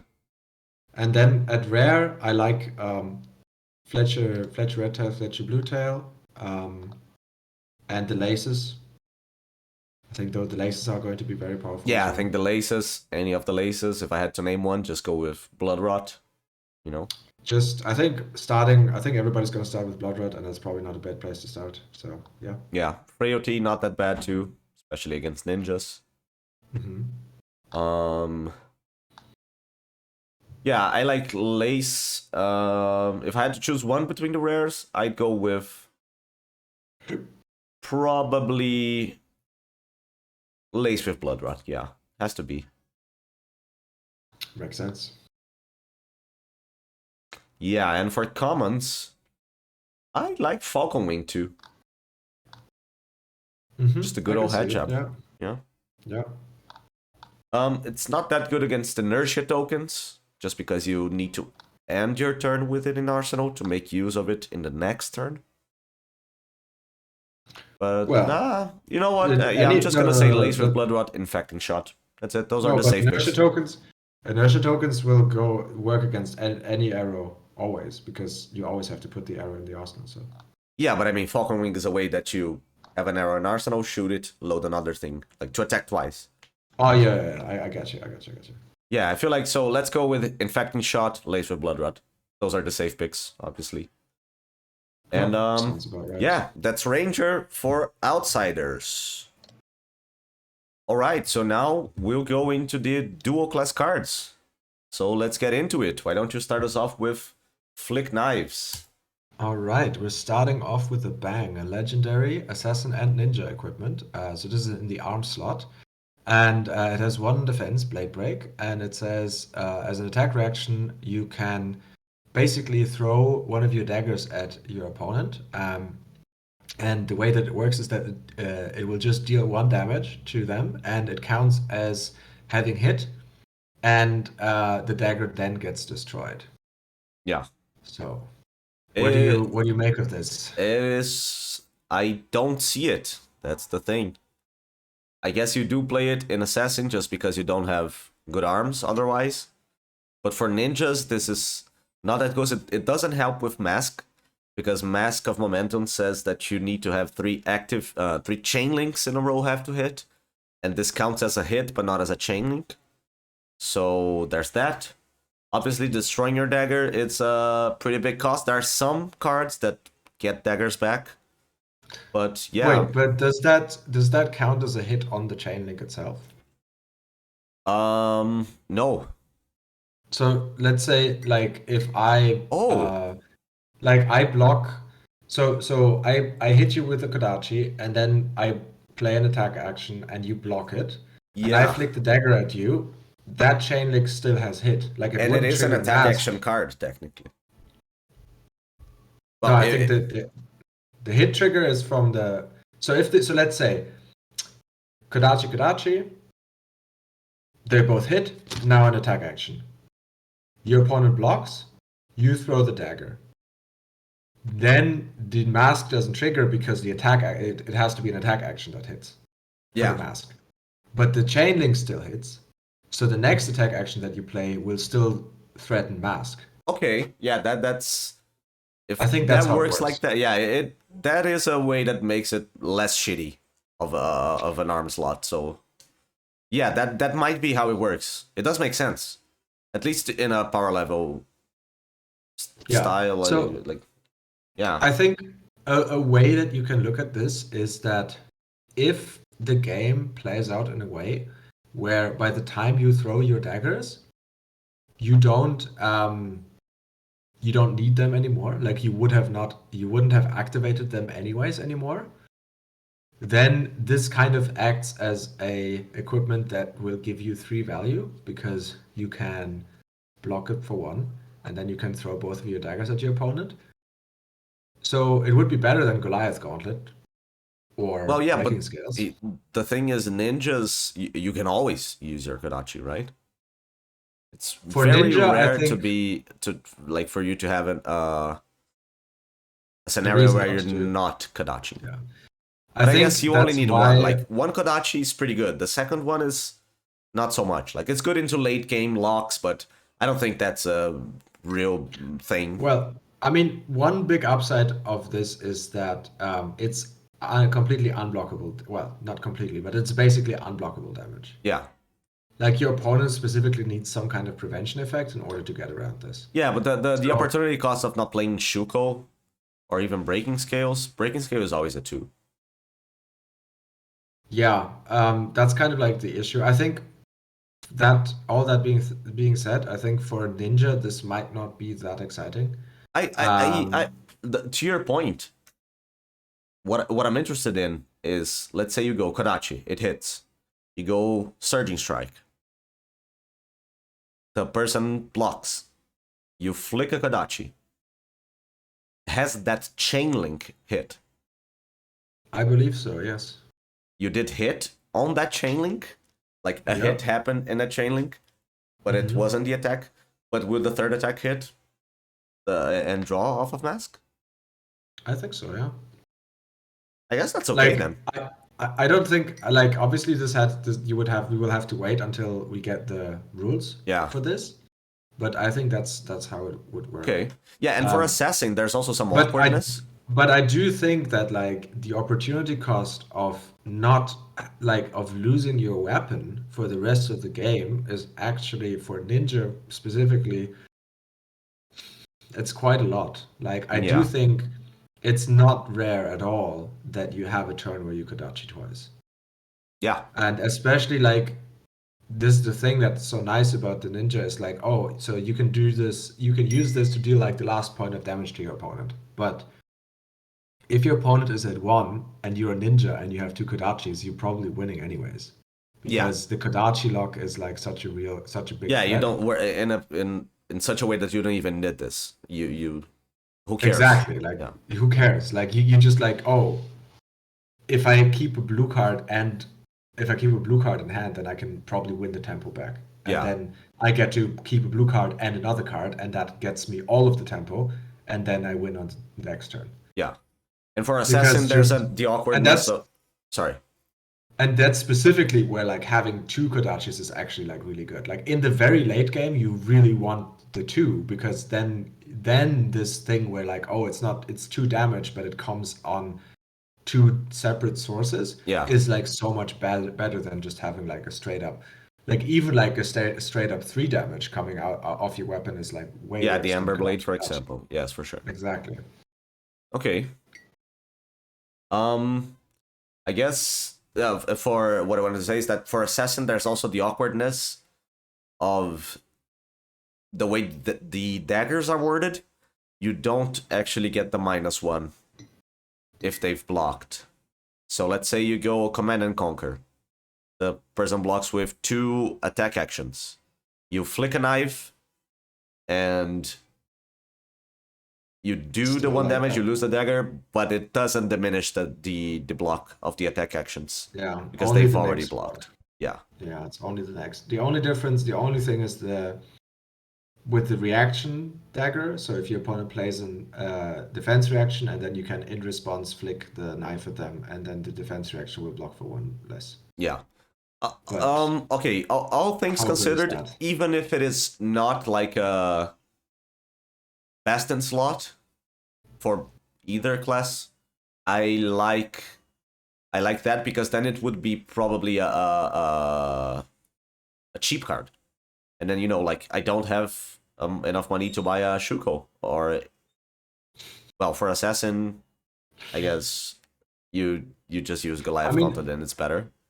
But yeah, like the I fact don't that know. this I is don't know. playable as the legendary is. I think for Assassin this might be better than the Goliath Gauntlet, just because you don't like the second dagger for Assassin really is way less important For sure, than for sure. the second Kodachi is for Ninja, because like the daggers are so below rate, you don't like, even having 0 daggers is not really that big of a deal in some sense, but yeah, so I think turning this into like Assassin turns this into 3 value more consistently, and then that's actually kind of okay.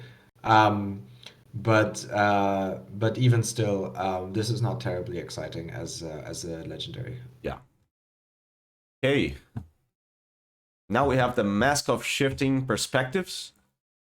Okay. Go ahead. So this is a common equipment, head slot, assassin or ninja, and 1 block, blade break, and as an attack reaction, you can destroy this. And it says whenever a dagger hits this turn, you may put a card from your hand on the bottom of your deck. If you do, draw a card. So you get to sink cards essentially if your daggers hit. Yeah. But I think more importantly, this is an Iron Rod helm, Yeah. and that's a good card in limited. Indeed. I like it. Before Yeah. we had on the card gallery, it had weird borders where the dual class cards, they have one side of the border being one class and the other being another, and this was like bluish on the right side, and it was just weird. And now it's fixed somehow. Maybe there's like a special version where you get the blue side on one and red side on maybe the in other. Marvel. Yeah, it's weird. That'd be pretty cool. But yeah, Cool. now this is fixed. Yeah, it's an Iron Rod. There's not much to say about it. Yeah, it's a limited card. I think that's all you really need to know. Blade Cuff. Blade Cuff, another equipment, another common equipment, another Iron Rod, except Iron Rod arms this time. And they also have the effect that says for 2 you can destroy this. Your daggers gain +1 this turn and go again, of course, as an action. So, yeah, again a limited card, again an Iron Rod, again just a good card for limited. The activated effect, I think, is probably better than the activated effect of the mask. Yeah. That being said, amount of times where you actually use this to offensively, you break this and you get 2 points. You pay 2 resources, you get 2 points of damage out of it. So Yeah. that's not bad. I think especially Ninja will probably do this more often in limited than Assassin will. But yeah, at the very least, you get 1 block out of it, and Yeah, it feels just more really like a ninja thing, just because like you probably won more blues than the assassins, and yeah, if you have spare blues, you can either like attack with 2 power blue at the end of the chain or activate this. You just activate this. Well, If you had a 2-power attack, you probably get the 2-power attack, because then you can also use the block after. But yeah, there are some scenarios where you have like all the tempo in the world and you just want to like crucially get a big turn. You just have like an extra blue in hand and you don't really have anything better to do. Yeah, sure, break this for 2 value. It's not bad. Yep. Onto the Majestics now. Stab Wound. Stab Wound. So, 0 cost, 3 defense, and a blue. So we already know what that means. That means it's a good card. Yeah. 2 attack, Assassin Ninja, attack action, and it says when this hits a hero, they lose X life, where X is the number of times a dagger has hit this combat chain. I like it. It's Salt the Wound blue. Yeah, it's Salt the dagger. I mean, it's not quite Salt the Wound, of course, but it's a blue, so that's good. Yeah. I think this is something that especially Ninja really likes, because it's like quite realistic that you just go to Kodachi, Stab Wound, and for 2 cards, that's 6 points of damage off of just having blue cards in your hand, which is totally reasonable. So yeah, this might actually, depending on how how we end up building Katsu, this is actually a card that might even see play in Constructed, just because it's like a 0-cost blue that works well with Kodachis and blocks for 3, and has like the potential to attack for 4 as a blue card. Yeah. So yeah, I can see that there's like some potential here, but that being said, you're really not starving for this kind of card as a Ninja, especially not anymore, now that we got even more cards printed for Ninjas. So I think there's many options to choose from. This is one of them. It's not a bad one. How do you feel like they're valuing the fact that it is the type line goes for 2 cards? It's just the same as if it was a single class, right? 2 classes, sorry. The fact that it's Assassin Ninja, it's the same as if it was just a ninja or an assassin. In terms of deducing / adding value to it. In terms of like the power level, it does look like it. Yeah. Which makes sense. Makes a lot of sense. Yeah. Okay, Concealed Blade, another Majestic. I'll go ahead and read that one. It says Concealed Blade, blocks for 3, a ninja / assassin attack reaction. Target assassin or ninja attack action card gains +1, and when this hits, equip a dagger from your inventory. So yeah, this is a way to recoup your stuff. It's not that good of a way. Yeah, that you flick. There's also like people. I saw Roger Bodie on the MNR cast. He said that maybe you just start with Talishar as an assassin, and you eventually use this to equip a dagger. That does not sound good at all. But you know, that sounds like desperation. Yeah, and I think that's probably where that's where Assassin might be at. Yeah, Constructed for sure. But yeah, I like it. You know, just +1. Equipping a dagger is valued at 1, just because you could have flicked it before. I guess so. There's a blue that does 2 damage. It's not that bad, I guess. I think the flick knives and concealed blade kind of thing it's a gimmick. It's fun, it's cool. It's nice that you kind of like have this teased now that like, maybe in the future there might be more ways to actually get equipment out of your sideboard into the game as the game goes on. Yeah. But we can see that they're like very careful with this kind of effect because the power level of this card is not high. Yeah. So I think they're like they want to introduce this effect at a very like very carefully. If it gave +2, I feel like this it would be a very playable card at that point. Yeah, but +1, and it's not much, and then also it has to hit, right? So yeah, as a reaction though, like sure, but like still. If you get defense reaction, then you're pretty sad. But it's 2 value for a blue. It's conditional value, one of them. But you know, I've seen Yeah. worse. I've seen worse, but I've seen better. Like stab wound is 2 value always and conditionally 4. So Yeah. yeah, Okay, Knives Out. Great movie. all right. Knives Out, apparently a good movie. I've only seen the second part, the second installment, which is not great. Wait. Oh, that But really? You didn't like it? It's such a good movie. Such a no, fun the movie. glass Yeah, glass The Glass onion. Onion. It's a fun movie. It's fun. I wouldn't say Okay. it's good though. You're boring. I'm boring. Just because it's... Okay. Yeah, sure. Anyways, Let's not get into it. Okay, let's Knives get Out. not into that. Knives Out. So 0 cost blue, 3 block. We already like this. Your daggers gain +1 this turn, and this is an attack reaction as well. I think again, um, you could be doing better stuff. So this is a 0 for 2 at blue, which blocks for 3. So it's definitely it's a playable card. Like Yeah. the only reason why this could be like why this value is like not that high is that it's because of reaction. So you kind of get to trick your opponent and like deal more damage to them. But yeah, Yeah. +1 is just not much. Yeah, indeed. It's not like, as you said, ninjas don't need... They already have blues that block for 3 and can do 2 damage. You know, they are playable, especially with and combos. that also do other stuff. So yeah. Yeah.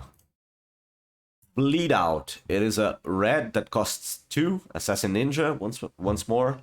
Attacks for 4, blocks for 2. Bleed Out costs X resources points less to play, where X is the total damage you've dealt with daggers this combat chain. Go again. Okay, so now we're getting into like some interesting territory. I do think that the dagger theme that's kind of like happening here at this assassin slash like at these dual class cards is mostly like a gimmick and not that good. However, so this card, at least in limited, is going to be very decent because you just have to hit with the dagger once for this to become a leg tap. Yeah. And a lot of the time, what you want to be doing anyways is to like pitch a blue, swing with your Kodachis, and then end with a 1 for 5 or 1 for like use the last point resource point to play like another Yeah, like, leg chain tap counter. and then, you know, other stuff later. Other stuff. But this one would allow you in that case to play this one in between, and this then becomes like Blaze Headlong essentially. Yeah. Yeah, I like it. I think it's a good card at red. So I don't think this is good enough for constructed. I Yeah, think me in neither. limited it's very reasonable. For sure. Yeah, I agree.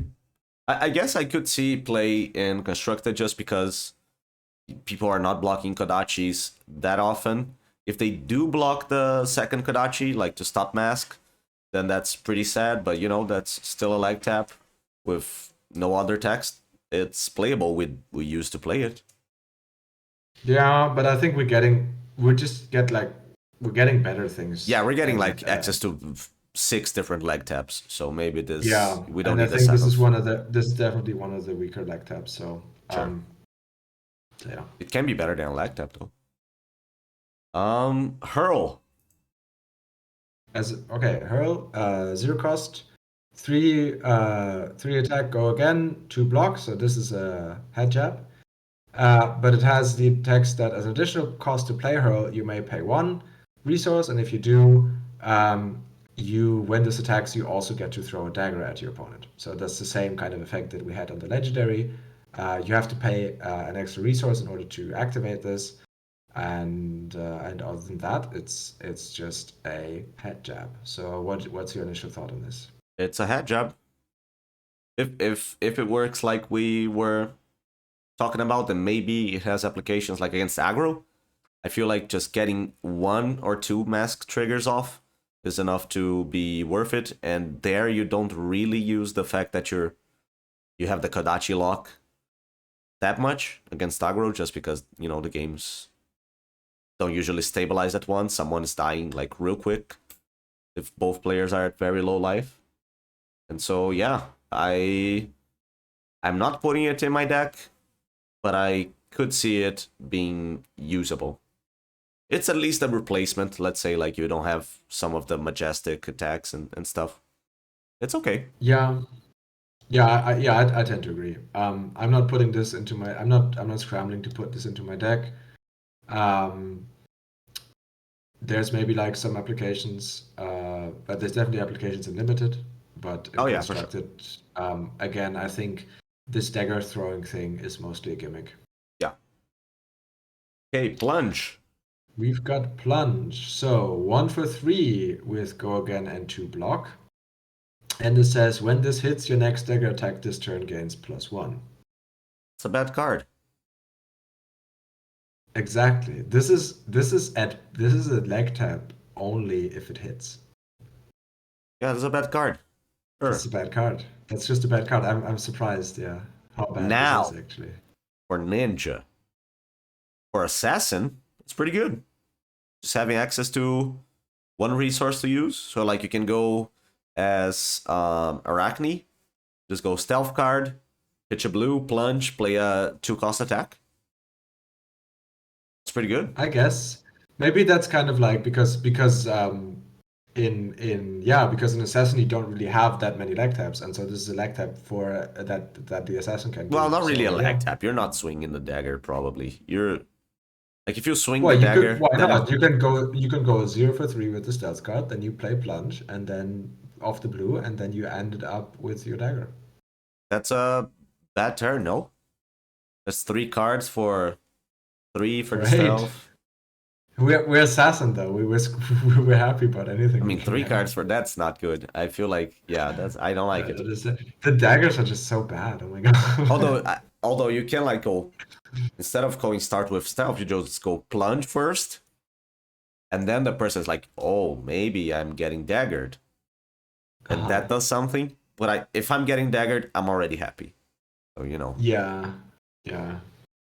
Yeah, but even then, Yeah. like 1 cost 3 attack, go again. That's okay for assassin because they don't have lag taps and they It's don't like have go again. assassin is so bad that even bad cards are okay for them.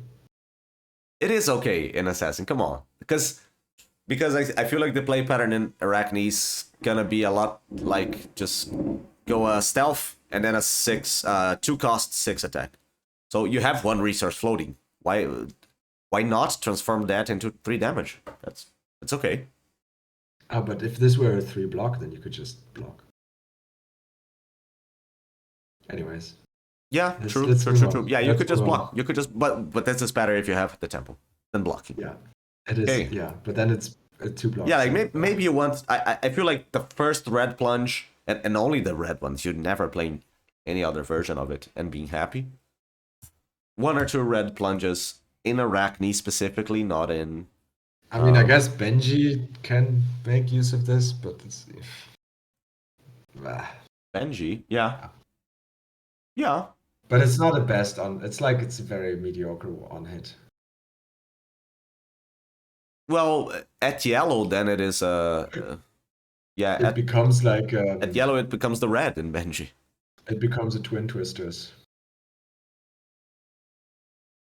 No, because Twin Twisters you can choose +1 on it, or give +1. A Twin Twister is a leg tap. The red becomes a Twin Twisters. Yes, the yellow, not so much. Okay, bad card.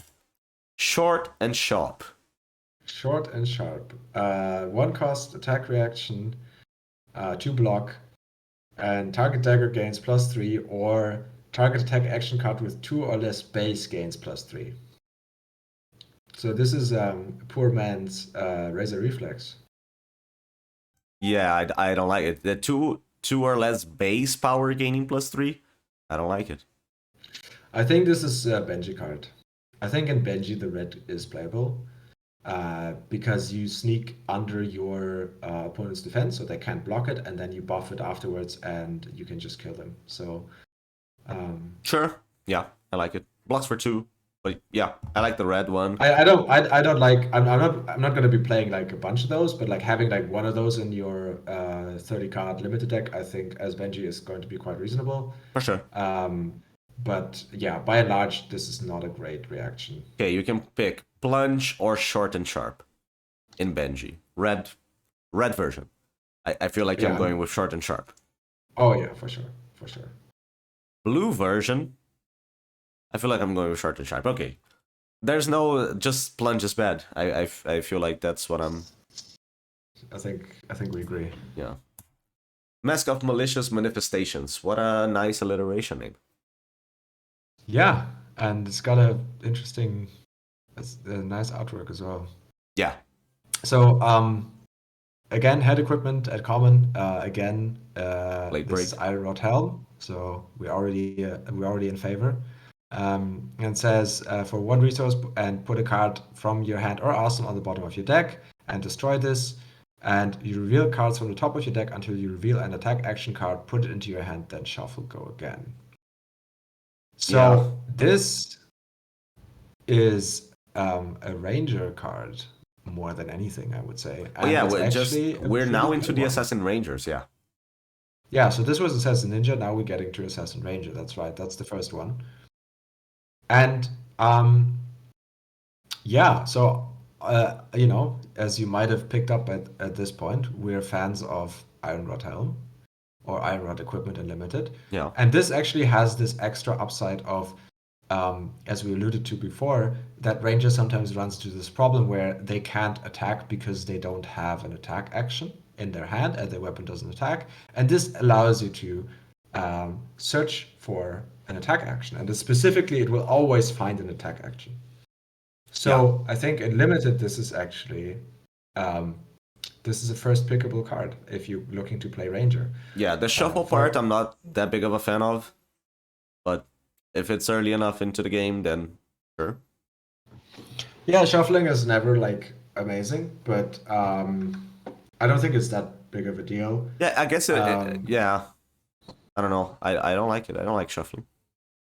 I mean, like, if things are going well, you're going to be blocking with this anyways. But it's nice to have this kind of like failsafe where, oh my god, I drew a hand that doesn't do anything, and now I get to actually guarantee that I will attack you. Yeah, I feel like that's a theme for every common equipment, right? Every Iron Hot we've seen so far. You're blocking with it. That's it. And are they all fail-safes? I feel like this one is one of the few where you might actually activate this. Like, well, you know, you mean just when you're failing, right?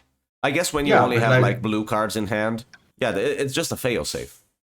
Yeah, it's just you're winning the game. You draw back. You've got the tempo. You draw your 4-card hand, and you just don't have anything. It's a complete dud. And this one allows you to just keep the momentum up. Yeah. So I think this is actually like really good in limited. Yeah, I was just looking up to see if every equipment was a fail-safe. There's the Ninja Mask, that Mask of Many Faces.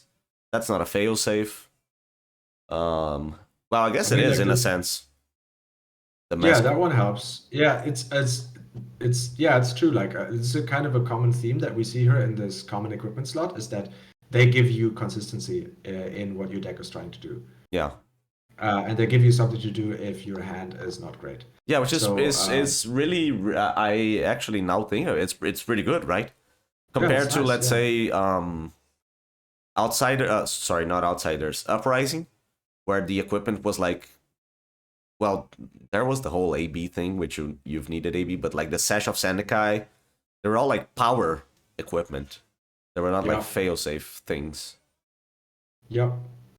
Yeah, I guess that's what you get when you go back to the roots, you know, just the Iron Rod. And then you tackle in a little bit of an effect. I like that design space for common equipment, for sure. Okay, we've got another common equipment as the next card, Toxic Tips. Yep. Again, Iron Rod Gauntlets. And you can destroy them, and it says the next attack action card you play this turn gains, when this hits a hero, create a Frailty, Inertia, or Blood Rod Pox token under their control. So This is there we go. This is a power equipment right here. Yeah, well, it is an action, not a reaction. Yeah, but it gives you like the ability to kind of like Yeah, in it's not Azalea, just fail it's safe. pretty good. In Azalea, I'll say it's pretty good, just because you know you're gonna hit when you just dominate things. Yeah, no, but what I'm saying is that you kind of like turn your equipment into offensive, just offensive value, Yeah, yeah, rather than turning your equipment into something where it's like you get to like exchange cards and make sure that you keep. It's not a fail safe. It's just like a +2 or +1 or +1.5 or something like that. yeah, sure. Yeah, I like it. Yeah, It's playable in both classes. absolutely. Yeah. More so in Ranger, just because you're probably pitching. Like Assassin, I can see some turns where you're not pitching at all. But yeah, even then, it's just an IROT. I'd pick this highly. I'm thinking like the dual class common equipment.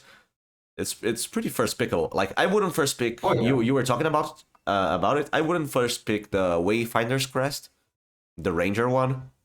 I'm never first picking that card just because it's only one class. But Yeah. these dual See, classes, I think you're right. Like seeing now the Mask of Malicious Manifestations, for example, that's like it's a much better first pick yeah, because you can it gives you like you still leave yourself open to playing assassin, and the effect is actually like arguably even better in ranger than the ranger equipment, just because like if you activate this, then you really like it's going to be like really relevant.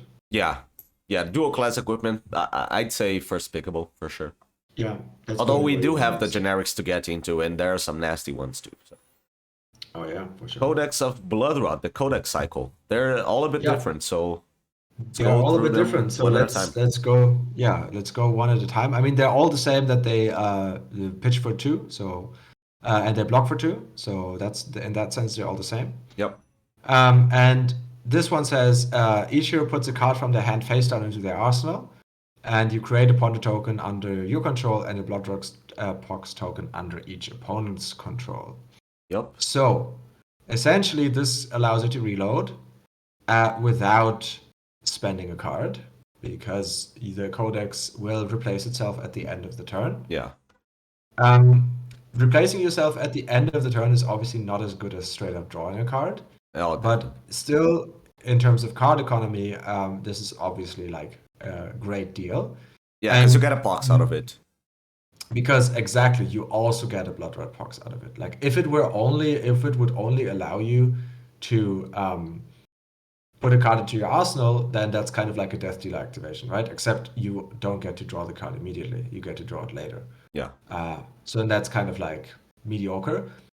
But basically, what this does is you don't spend a card and you just give your opponent a blood red pox token. Yeah.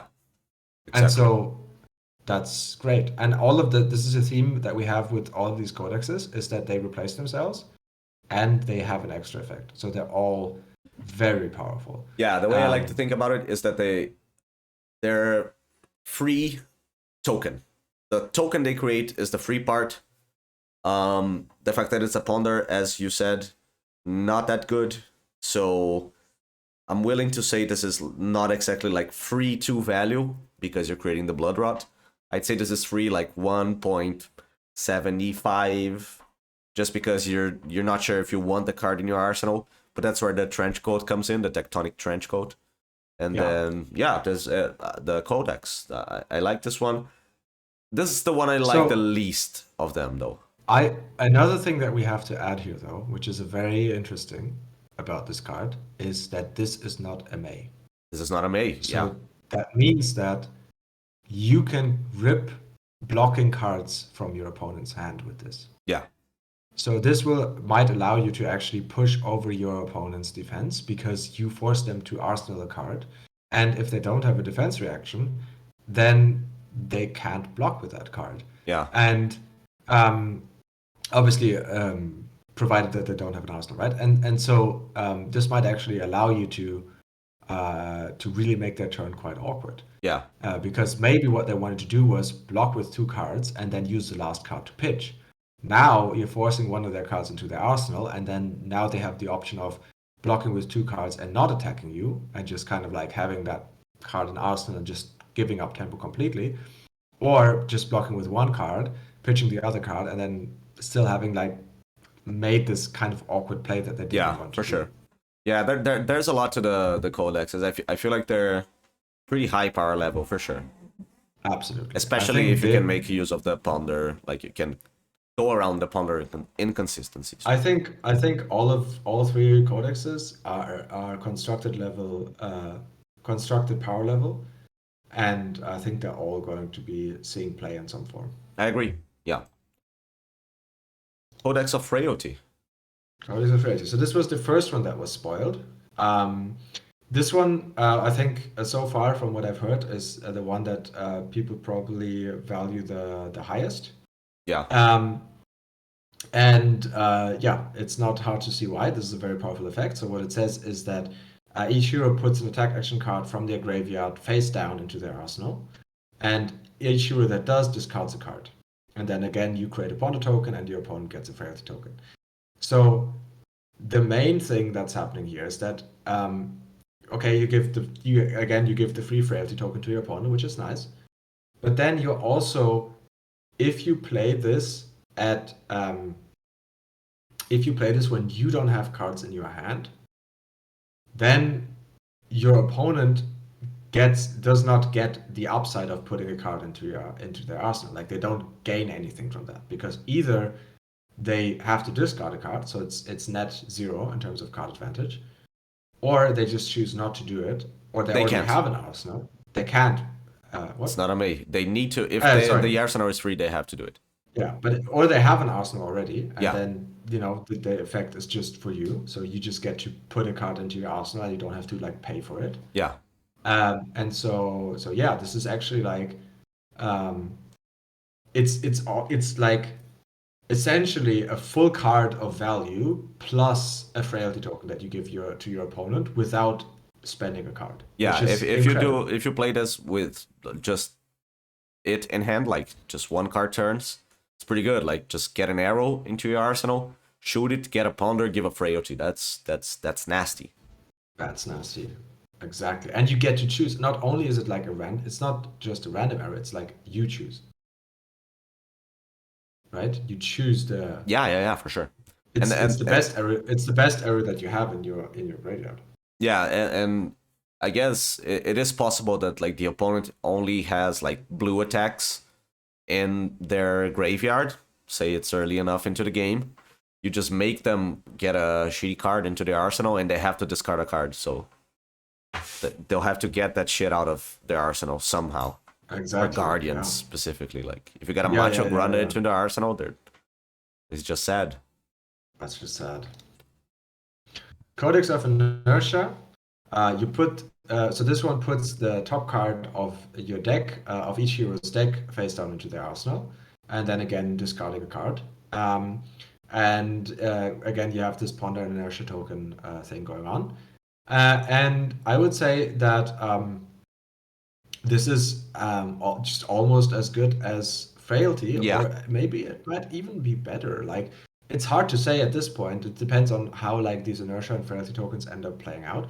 But man, this is also so powerful. Like, you have this same idea where like you just give them a token, and the card that you spend to do this replaces itself. And on top of that, you also get to put a card from the deck. So you get to draw an extra card, and you don't have to pay for it, because you're not playing this when you have cards left in your hand, so you don't discard.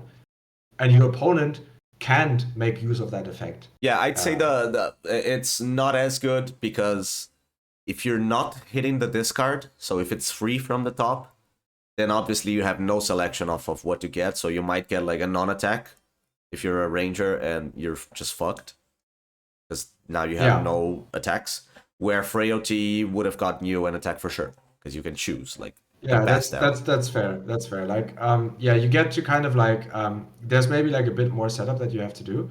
Like, I think in Azalea, this might be in particular good, because you have ways to opt, or even to kind of like So you do this face down, right? So Azalea, you just put like a random card face down in your arsenal. You activate your Yeah, the helmet, cross wraps, yeah.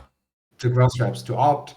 You find yourself an arrow, hopefully, and Yeah. now with the Azalea ability, you get to swap that arrow in and shoot it, and it's even dominated. Yeah. So And the inertia token obviously is the better of those kinds of effects when you're giving cards in their arsenal for free. exactly, Because yeah. they either use it or it's gone. Like imagine the opponent just gets like a high costed attack into their arsenal and they discard And a they can't play card it. and now they can't play it and it just went away. So Yeah. you literally got every single part of the effect just for you and none for the Yeah. opponent. Yeah, obviously with these, it has to be said though with both of those, inertia and frailty, that depending on how you played the rest of your turn, if you like attacked your opponent a bunch before that with like some Gorgon effects, then they might also be in that same position where like, oh, I don't have any cards in my hand now after putting a card in my arsenal either. So that's maybe something to think about Yeah, as but well. that's So more for it's not Lexi always, because Azalea just yeah. goes stall. Yeah, that's kind of like more a concern for Lexi. I think for that reason, these codexes might be like slightly worse in Lexi. I think they're still going to be probably good enough to be to see play, or at least in some some of them. Um, but yeah, if your opponent, it's not always the case that you just like you don't discard and your opponent kind of has this thing where like, oh, either they get a card in their arsenal but then they discard, or they don't get a card in their arsenal.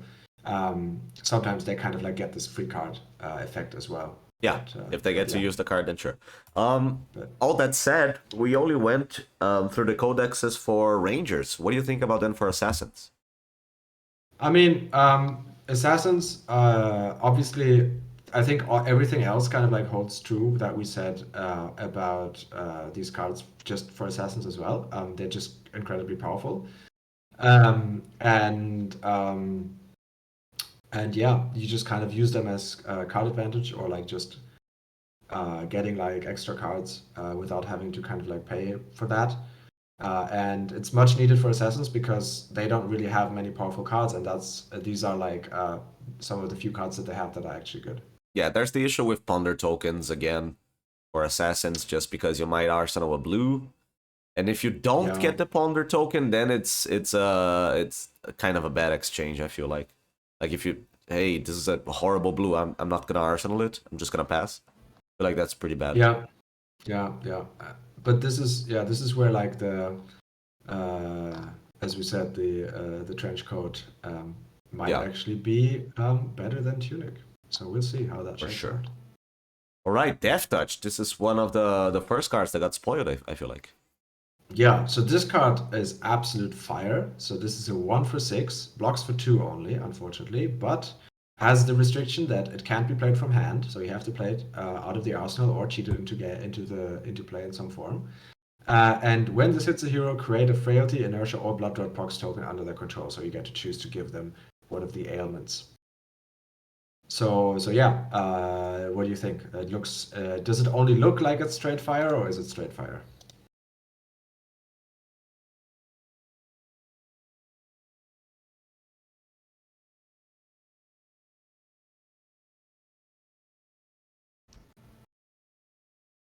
Starved for anything good.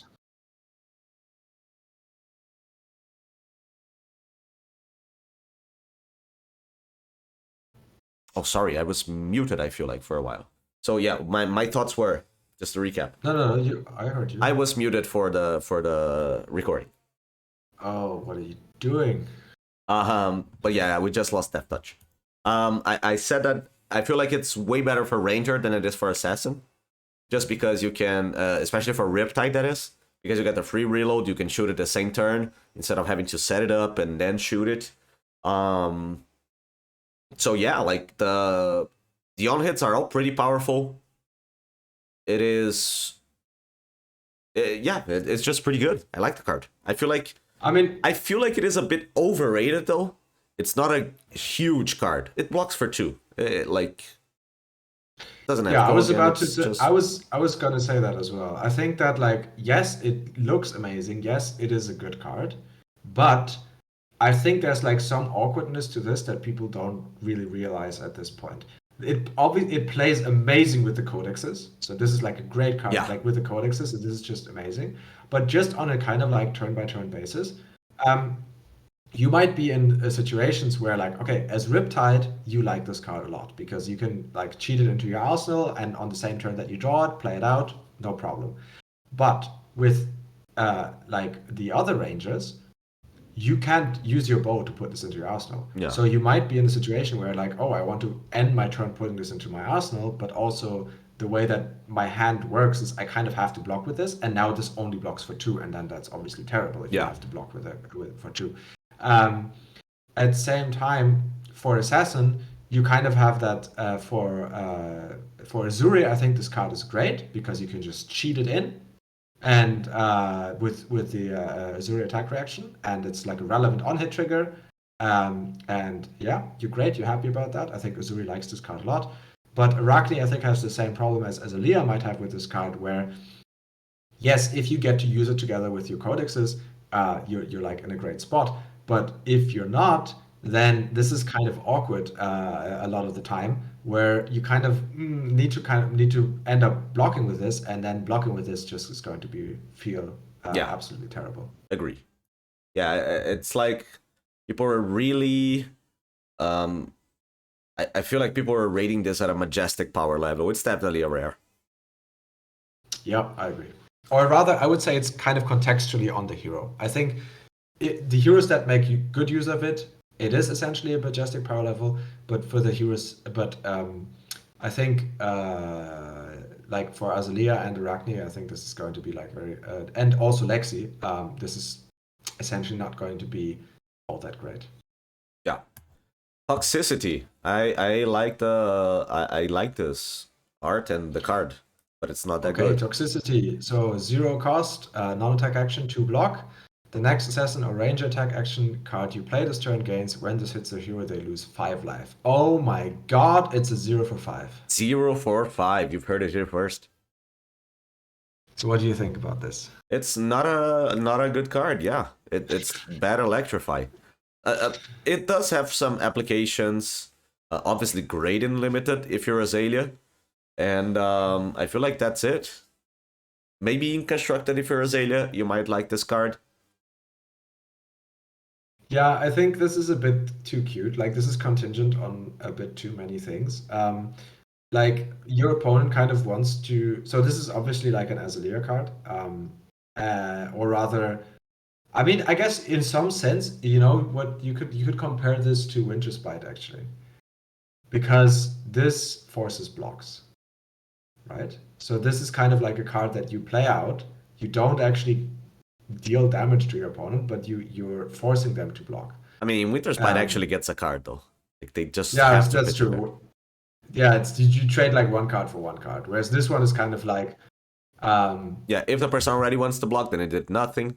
it did nothing. Yeah, Yeah. and so I think maybe kind of in context, maybe this is good against aggro decks that really don't want to block, and if it's a straight race and your opponent literally does not block, I mean, then this becomes 0 for 5, and then I mean, there's no shortage of +3 buffs with on hits too, which is close to +5.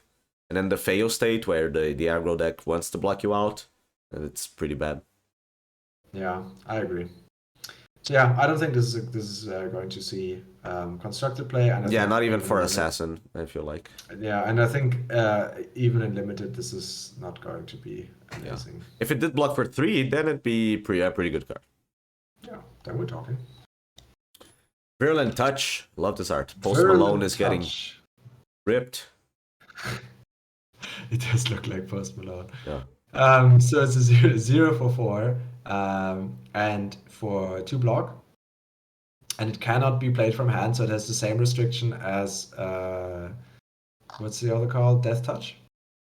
And it says when this chaining resolves, if it is defended by a card from hand, create a Blood Red Prox token under the defending hero's control.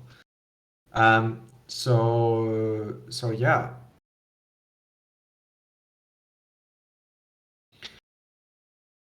Yeah, I think I agree. In constructed, I think it has kind of like the same awkwardness and problems as Death Touch has, except that it's a weaker card.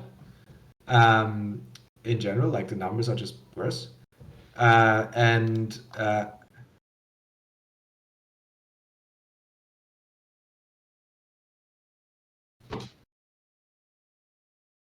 Yeah, I think there's better things that you could do. I think for limited, this is actually not bad at all, just because you don't really have many 0 for 4s in this format. Yeah. And yeah, maybe that's something that where you just kind of block out and then just play this from Arsenal. Yeah. That's not a bad turn. Sure.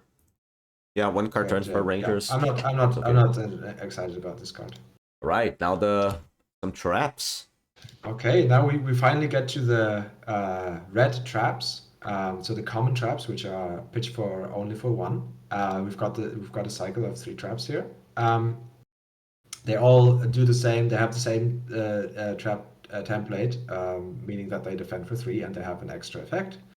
Yep. And this is actually like so limited. This has like some implications because previously we kind of said that like, oh, this format doesn't really have that many defense reactions, but actually it kind of does because these are printed at common, and both assassin and ranger have access to this. Yes, true. So I think we kind of missed that in our earlier assessment. Yeah, for sure. But that being said, so reading the card, this says when this defense and the attacking hero has played or activated a reaction this chaining, so this is again this reaction kind of like trigger, you create a Bloodrock Pox token under their control.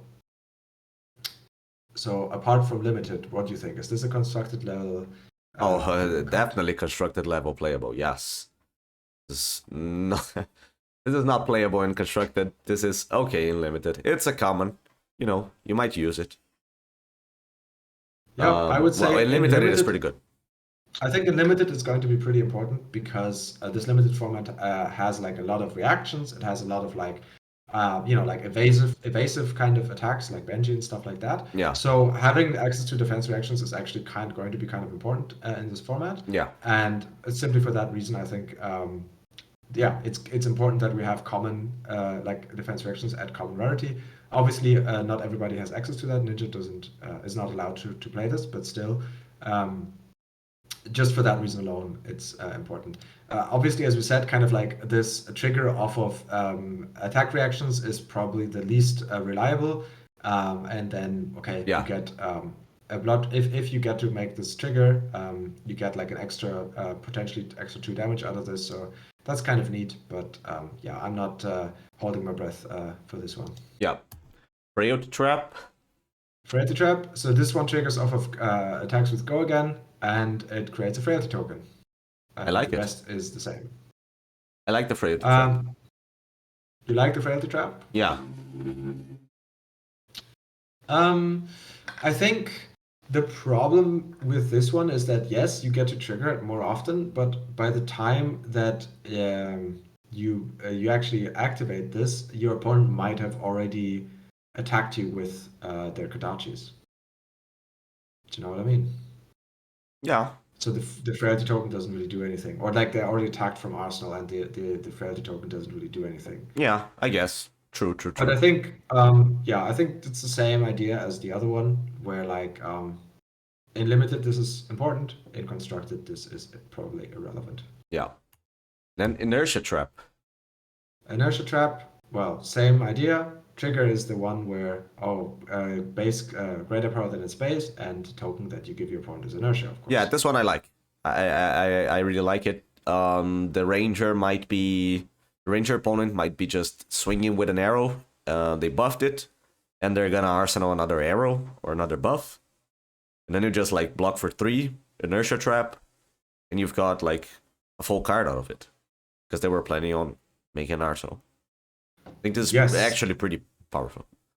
Yes, I agree. I think, as we kind of said before, we kind of think that this trigger is probably the most reliable to get off. I think most decks play buffs in some shape or form, and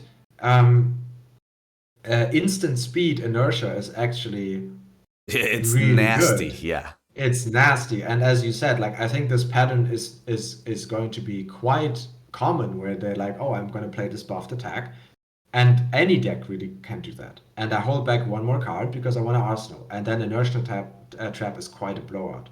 So I think this is actually one that I would look at, which is quite possibly constructed level playable.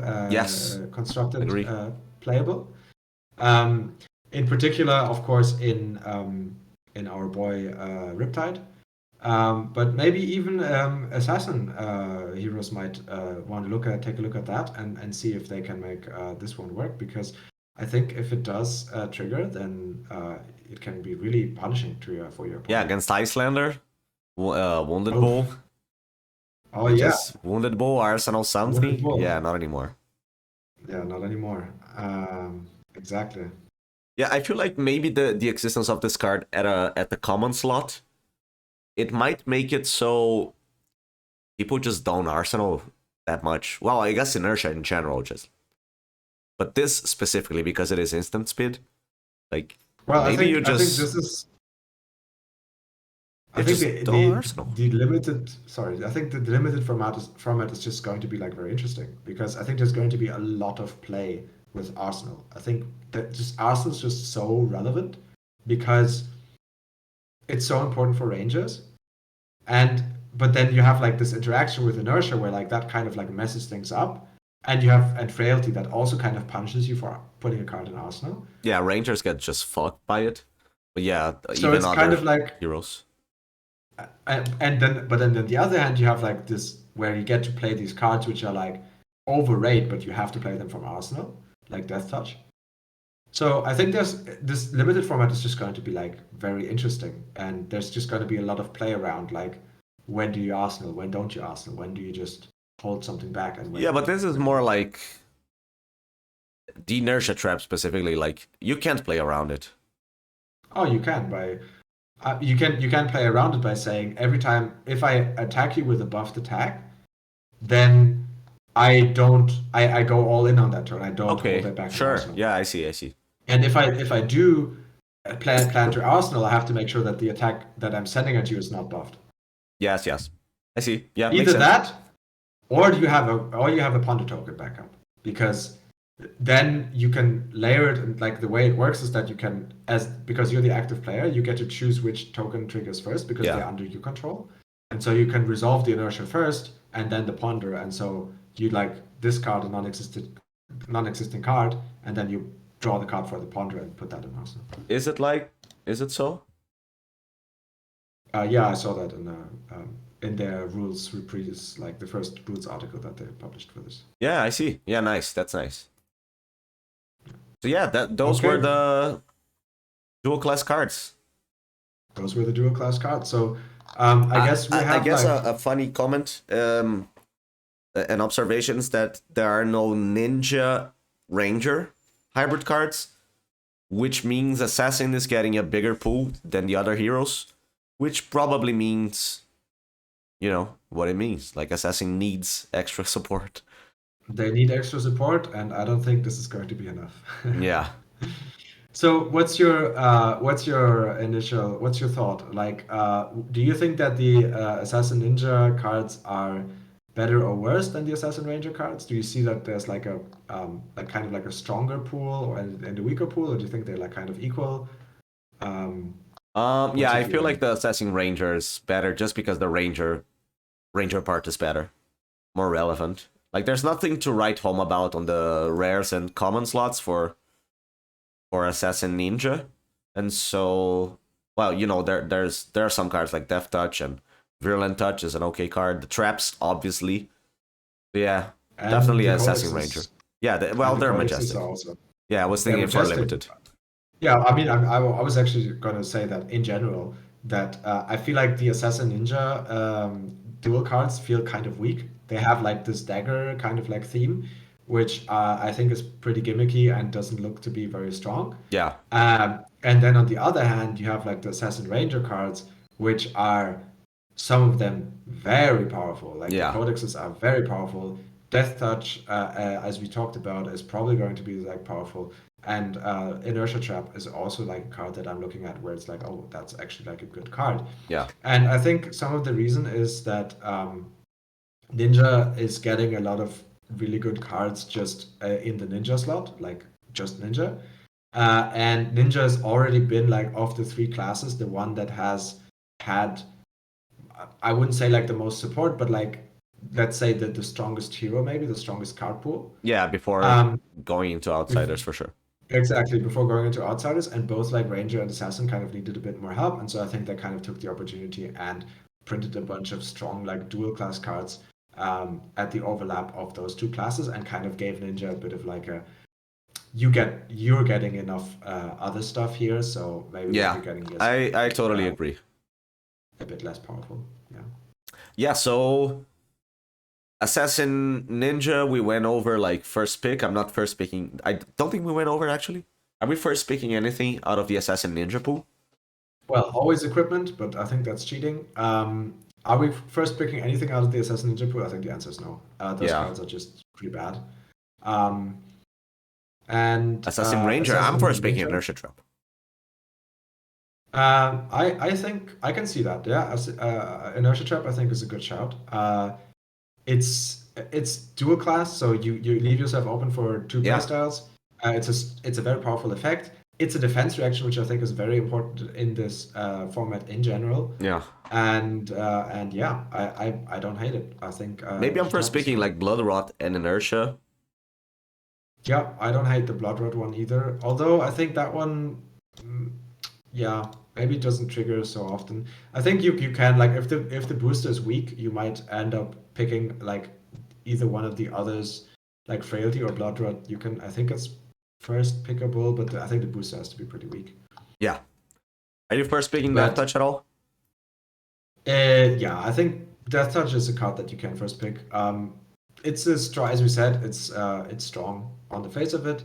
It might be a bit awkward, but it's also importantly, I think in general, like the dual class cards are just like good first picks in general, just because they leave you open to two classes. Yeah. And Death Touch is a strong card in both Uzuri and Arachne, yeah. Well, Arachne not so much. Azuri and Riptide, I would say. Oh, I see. Yeah. Yeah. All right then. And it's still like serviceable for the other two. Yeah. So. Right. So we'll go over the generics on part 3, and then our closing thoughts. That'll be on that. So for now, this was part 2 of our Outsider set review. Did you have fun? I had fun. Yes. Right. Yeah. Cured me of my cynicism. It's nice. Yeah, pretty rejuvenating. So yeah, thank you very much. We'll see you again in part 3. Bye-bye. Awesome.